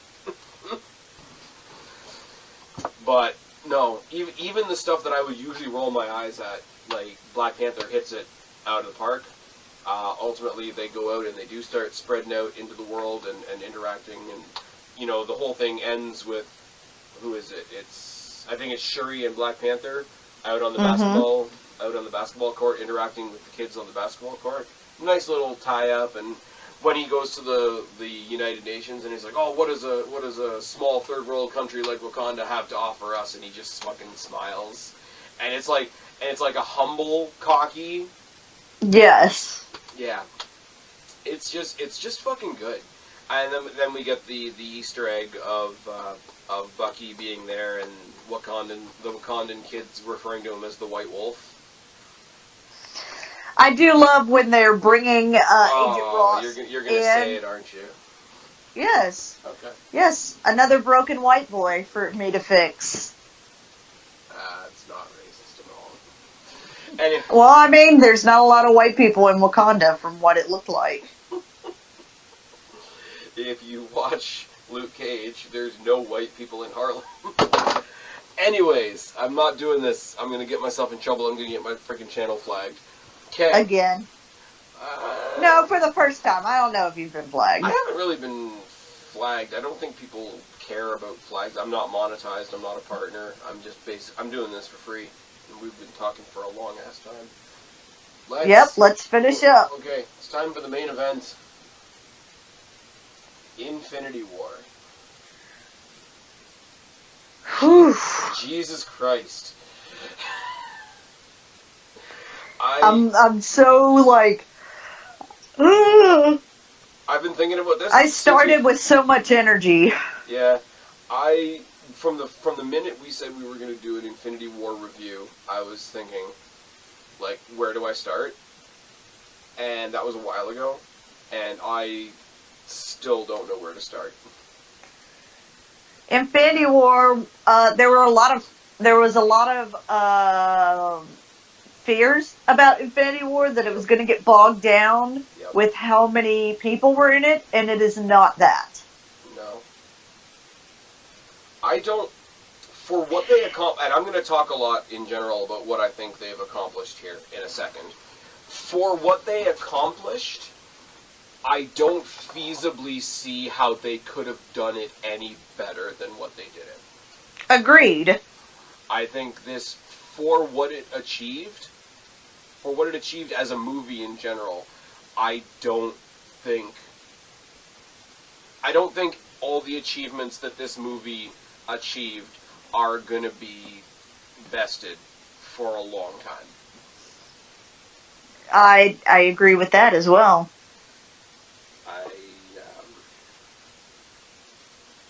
There was a handful of characters missing that didn't hurt it, because they'll be around in part 2.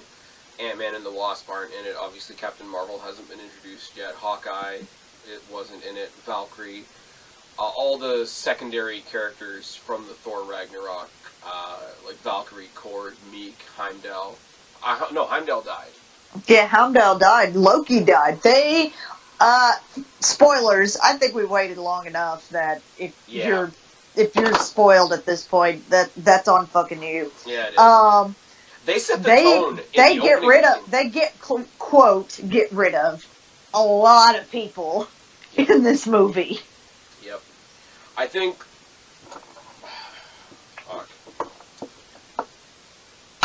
Fuck. I don't even know where to start. I think they set the tone for the movie right away. It's like there's no warming up. There is no. A lot of people die. There is no. In the first couple minutes of the movie. I think the death of Loki, just because even as a villain, Loki was one of the most loved characters MCU has made. The death of Loki was fun. Heimdall, like, we knew how much Heimdall meant to Thor as a friend and as a colleague and all that sort of thing, but we didn't feel that connected to Heimdall. The loss of Loki, right at the beginning, is a big deal. Oh my Christ.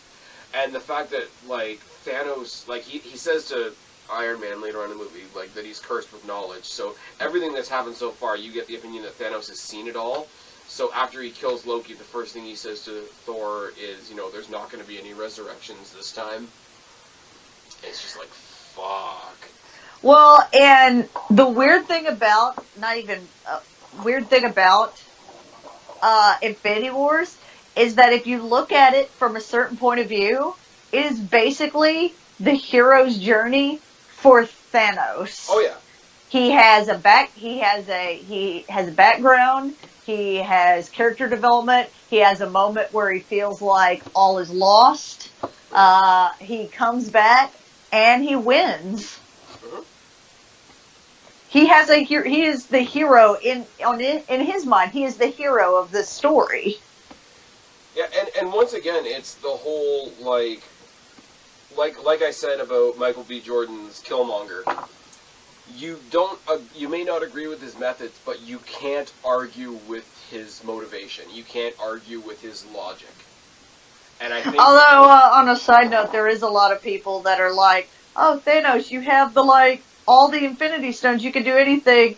And he's like, "Oh, well, you know, I'm going to destroy half of the population of the universe because there's not enough. Why don't you just make more resources instead?" Make more planets. You threw a sun at somebody. Jesus. It's kind of weird that right after Loki dies, Thor, for the next little while, is thrown into a bit of comedy with the Guardian. Thor with the Guardians is fucking gold. He's trying to just do what he needs to do. Star-Lord trying to lower his voice and sound all tough. Yes. Thor is fucking great. When he keeps on calling Rocket Rabbit. And then Rocket tries to be like the captain and be like, "Alright, buddy, what's going on?" "Well, I lost my hammer. Killed my sister. Lost my dad. Just saw my brother die. My mom died in front of me, in front of my girlfriend. You know, just destroyed my home planet. Lost half my people." And he's like, "Well, shit." He's like, and then when he finally says, "I've got to go off and make this I've got to go restart this dying star and make this weapon, because you know what? You know, the universe wants me to stay alive, and if I don't, what have I got left to live for?" And Rocket's like, well, I've got some stuff to live. Yep. Rocket is sort of a weirdly complex character, like between like the heart-to-hearts that he has with Yondu in Guardians 2 and the heart-to-hearts that he has with Thor in this. Like, he's a weird, like, for a completely CGI modified raccoon. For a talking raccoon. He's a surprisingly, like, not quite complex a character. Complex character. Could be deep if they dug into it anymore.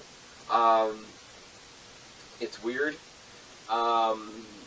We find out along the way that Gamora knows where the Soul Stone is, and, you know, she begs Star-Lord to kill her. Oh, yeah, that's right. Gamora dies, too. Oh, fuck. I love when they're talking about, hey, you need to kill me if Thanos thinks, and then, like, they're making out, and then Drax is just there, like, eating chips, watching them make out. And is super creepy about it.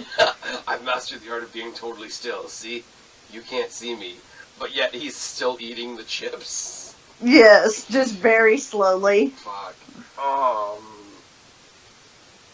Thanos has to get one of the stones from the Collector, and they have that weird scene where Drax turns into blocks and Mantis turns into ribbons. Yep. Of the whole movie, I could have done without that. That was a bit cheesy. And I mean cheesy, like, yeah, I know it's a comic book movie, yeah, we're throwing everything at the wall. That one moment where they did the blocks and the streamers and whatever, I know they're trying to show, like, this is what the Reality Stone does. I could have done without that. But I had very few complaints about... Oh, no. But I'm saying, like, if I want to absolutely nitpick, like, that's maybe my one.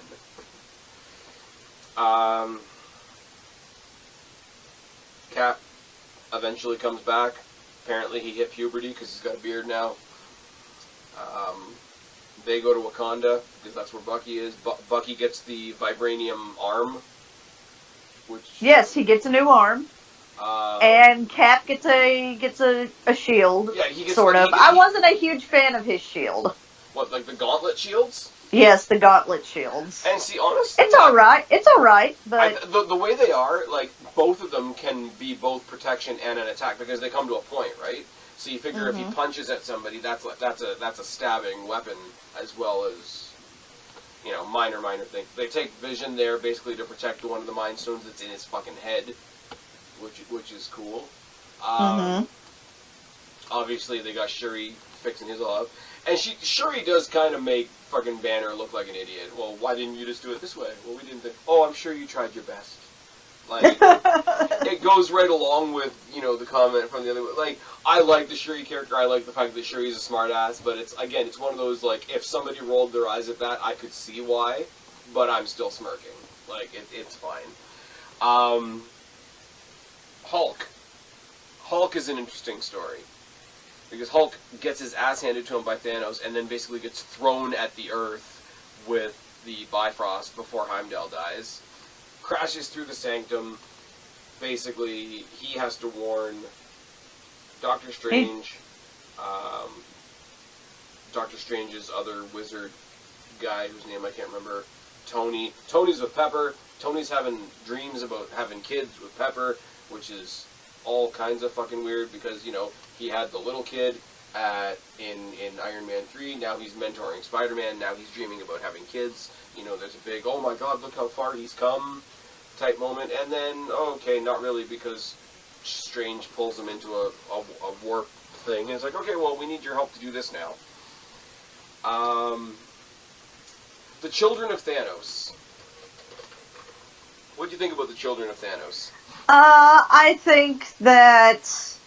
I mean, some of them only really had, like, the handful of scenes, and, you know, I feel like they did their purpose, because, you know, Thanos had to go off and do other shit.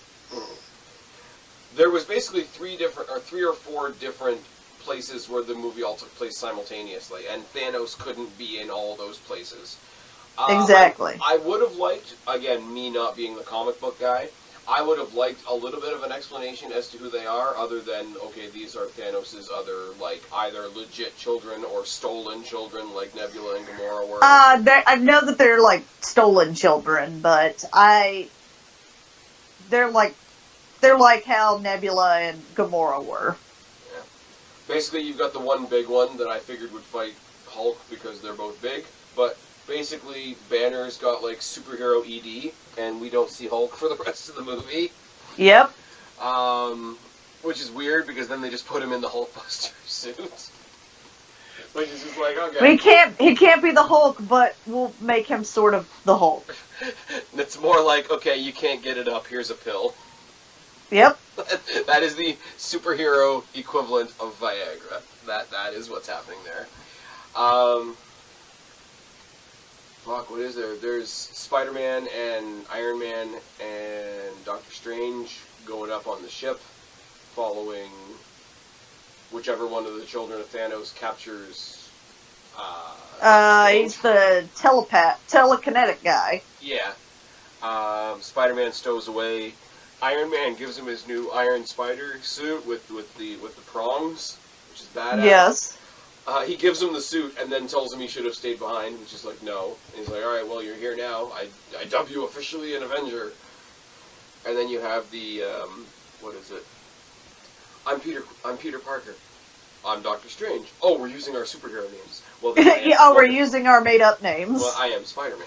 Which leads to, later on in the movie, I don't like him, but it's still a good moment. I am Groot. I am Steve Rogers. So there's that. They go up, and they eventually end up on Titan. They confront Quill and his group, because they think each group thinks the other one is working for Thanos. And we get what I said I wanted when we reviewed Black Panther. One of the things I said I wanted for Infinity War, I wanted a scene with Star-Lord, Doctor Strange, and Iron Man either fighting each other or fighting together, and we got it on Titan. You got both. I got all three. Yeah. Yes, I did. I got all three. Well, they're the three most cockiest guys on the Avengers side of things. I mean, there's some other people in there, too. Mm-hmm. Doctor Strange going into, like, 1,000 and something futures to find out if any of the methods actually work. Ultimately handing over... I will say, when they're fighting Thanos on Titan, and Thanos spears Iron Man, because there'd been so much speculation that Iron Man was going to die, I'm like, oh, fuck off. I'm like, if Iron Man goes out like that on Titan, and that's just the end of Iron Man, I'm like, fuck off. And then he just fills it with some foam or some shit. It's like, I have a hole in me, I need to fix it. Like, of course he does. I don't have much else to say other than Infinity Wars is great. This is the first Marvel movie that I was like, I don't know, this might be the one that may not work. Yeah. And it totally does. Thanos going after the Soul Stone? Heart-wrenching. But you feel bad for him. Yes, you do, and you're not supposed to, but you do. But you do. But you feel bad for Nebula, too, or Gamora. Because at that moment, you realize that she realizes that he actually does care. And the fact that he actually cares, rather than just, like, sarcastically pretending to care, probably hurts her more than any bad shit that he's done to her. Yeah. And then it's just fucking, okay, cameo by Red Skull. Yeah, I felt the cameo was a little random, but I mean, they tried. Everyone else loved it. They tried very quickly to explain it away, but I was just like, really? I popped for that. I'm not gonna lie. But no, so he sacrifices Gamora, and then the anger that causes in Quill, you're meant to believe, costs them the opportunity to get the gauntlet off of Thanos. Yes. Then you have Thor on his separate mission to make his new war tool, where he works with the giant midget. It's a dwarf. it's a giant midget. That's what we're doing. Makes the new what do you call it, Stormbreaker. Yes. Because he had to get the molds, and they had to start a star from scratch, which was a nice touch. One of the coolest little touches in the movie, and there's a lot of them, was Groot, who doesn't give a single fuck through the whole movie, sacrificing his arm to make the handle of Stormbreaker. Yep.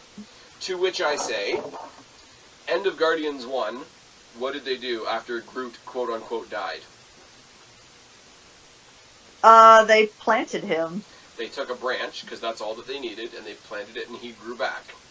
Yes. So how much do you want to bet in Infinity War, at some point, they break the handle of Stormbreaker, and it gets another regular random something or other, and they either that or they just plant Stormbreaker at the end of the movie? I don't think they will do that.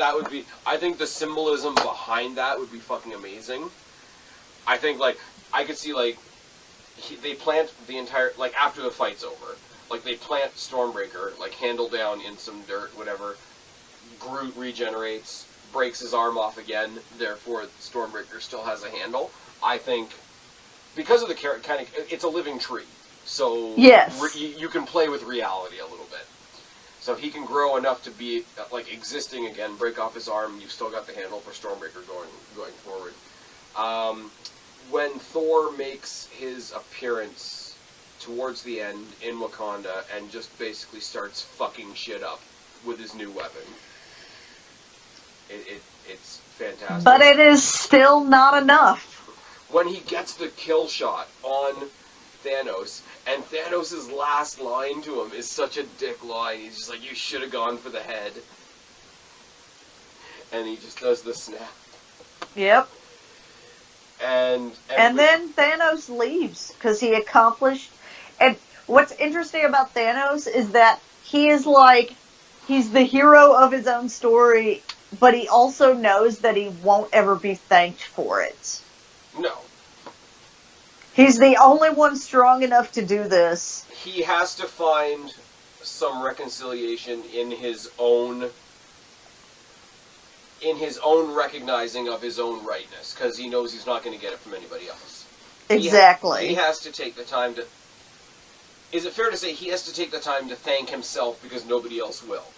Yes. Because for a minute he slips into the Soul Stone, and clearly you see that Gamora is still kind of alive in the Soul Stone, because the personification of her is like, well, was it worth it? What'd you lose? Well, I lost everything. And conveniently, like, all the main Avengers live, and all the new incidental Avengers die.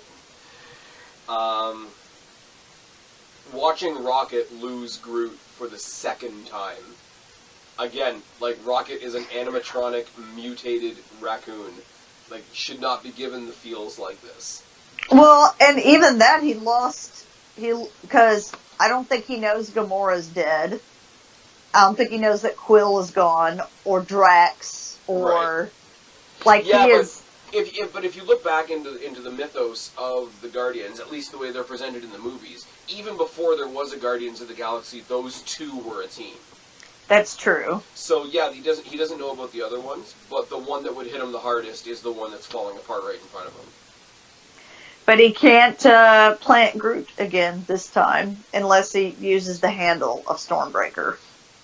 Which I would love to see them do. The more I see... I don't think they're going to. I think he'll come back how a lot of them are going to come back. I think some people are going to stay dead. I think the people that definitely didn't die in the whole everybody turns to dust thing. The snapping? I think they are gone.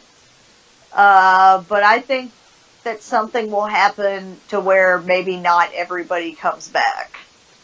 I think Gamora comes back. I don't think Gamora comes back. The fact that they've hinted at her still existing in some form, and that already leads it to her not being completely dead. Heimdall's not coming back. I bet Loki's not coming back. You what? I don't think Loki's coming back. I really want to believe that he's coming back, but I think pretty much everybody. I mean, there's some like we know there's another Black Panther coming. We know there's another Spider-Man coming. Yes. So, like, some of the deaths don't have as big an impact because you know. But they did the first time you saw them, though. Like in the moments after the snapping, which I just fucking love. Mm-hmm. I came home, and I'm not a person that is. This is going to shock a lot of people. I am not a person that's easily moved by fiction. Mm-hmm. I was not okay when Avengers was over. I mean, the one thing that everybody seems to sort of lean to is Spider-Man. Mr. Stark, I don't want to go. Oh my god, I almost lost it there. I was very lucky the first time I went to see it. IMAX 3D, front row center, opening night. I had one of those awesome crowds that's like in it. Yeah. Cheering and booing and yelling at the screen and like everything you would want a wrestling crowd to be in if you were at a wrestling show was happening in that theater. And it was happening in all the right ways, and it wasn't obnoxious, and it was just fucking perfect. I've never left a theater so quiet ever.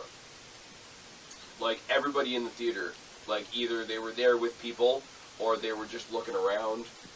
And there was a legitimate, like, we're all in the movie for a second, what do we do now? Type thing. And then obviously there's the post credit for Captain Marvel, which is fine.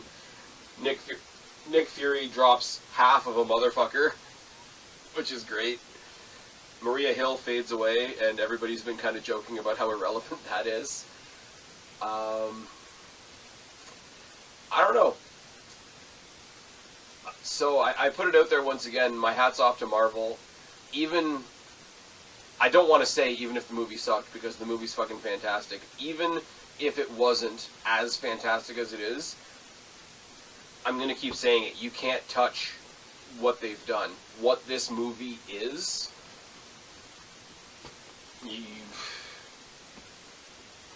DC's not going to catch up. I'm sorry, but Star Wars takes a backseat as of now.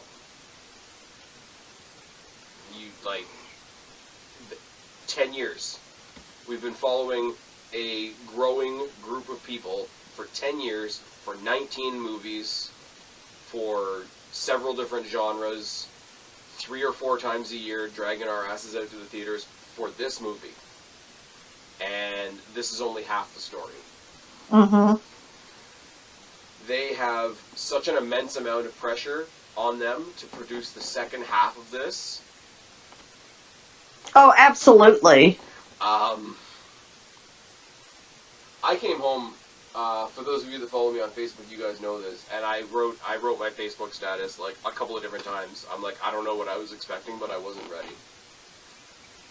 2 hours, 45 minutes to sum up 10 years and rip all of our guts out. Can't wait for the next one.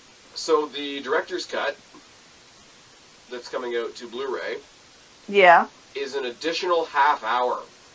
Ooh. Of Thanos. Really? I saw a small clip of the Comic-Con interview, and it's just like, well, it's approximately 30 more minutes, and they're like, of what? Like, what else could you have done? It's just Thanos. More. Oh, I will probably still see it. Yeah. I know when as soon as we started talking about this movie, like, we rambled through the rest of them because we've all had a chance to watch them a couple of times. Yes. I started talking about this movie saying I don't know where to start, I don't know where to end, I don't know, like, you don't feel like you've said enough about the movie. True. Like, I feel right now as tired as I felt when I left the movie theater. I agree with that. Hats off to Marvel. Can't wait for the next one. I will be in line. Ant-Man and Wasp comes out this weekend. Or comes out this week. Ant-Man and the Wasp is going to be weird, though, because apparently it was explained that the events of Ant-Man and the Wasp, timeline-wise, happened just before Infinity War. So that makes sense. But the order of release is kind of weird. And then we've got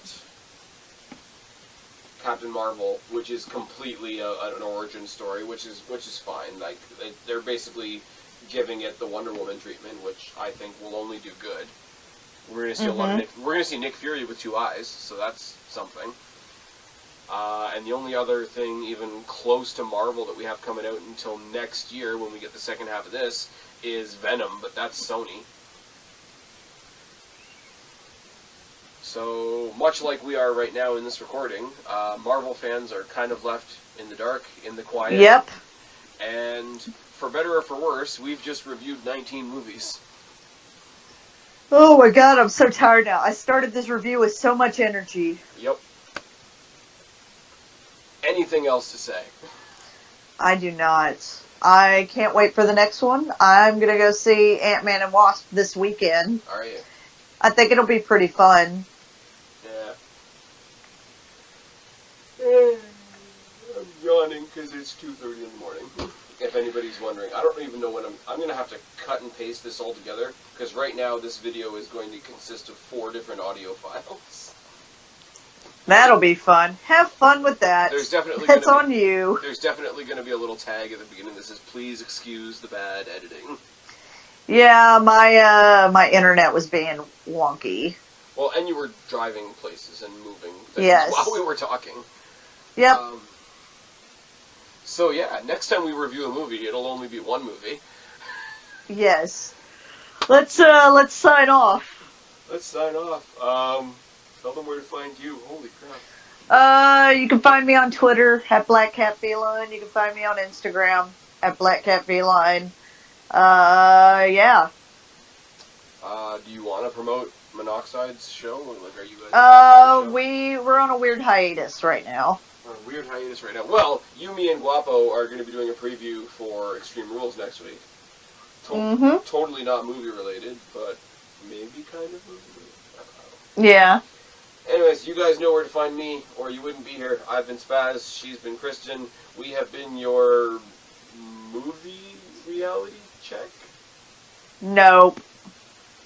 Okay, I got a better answer. So shine, come a freak like me.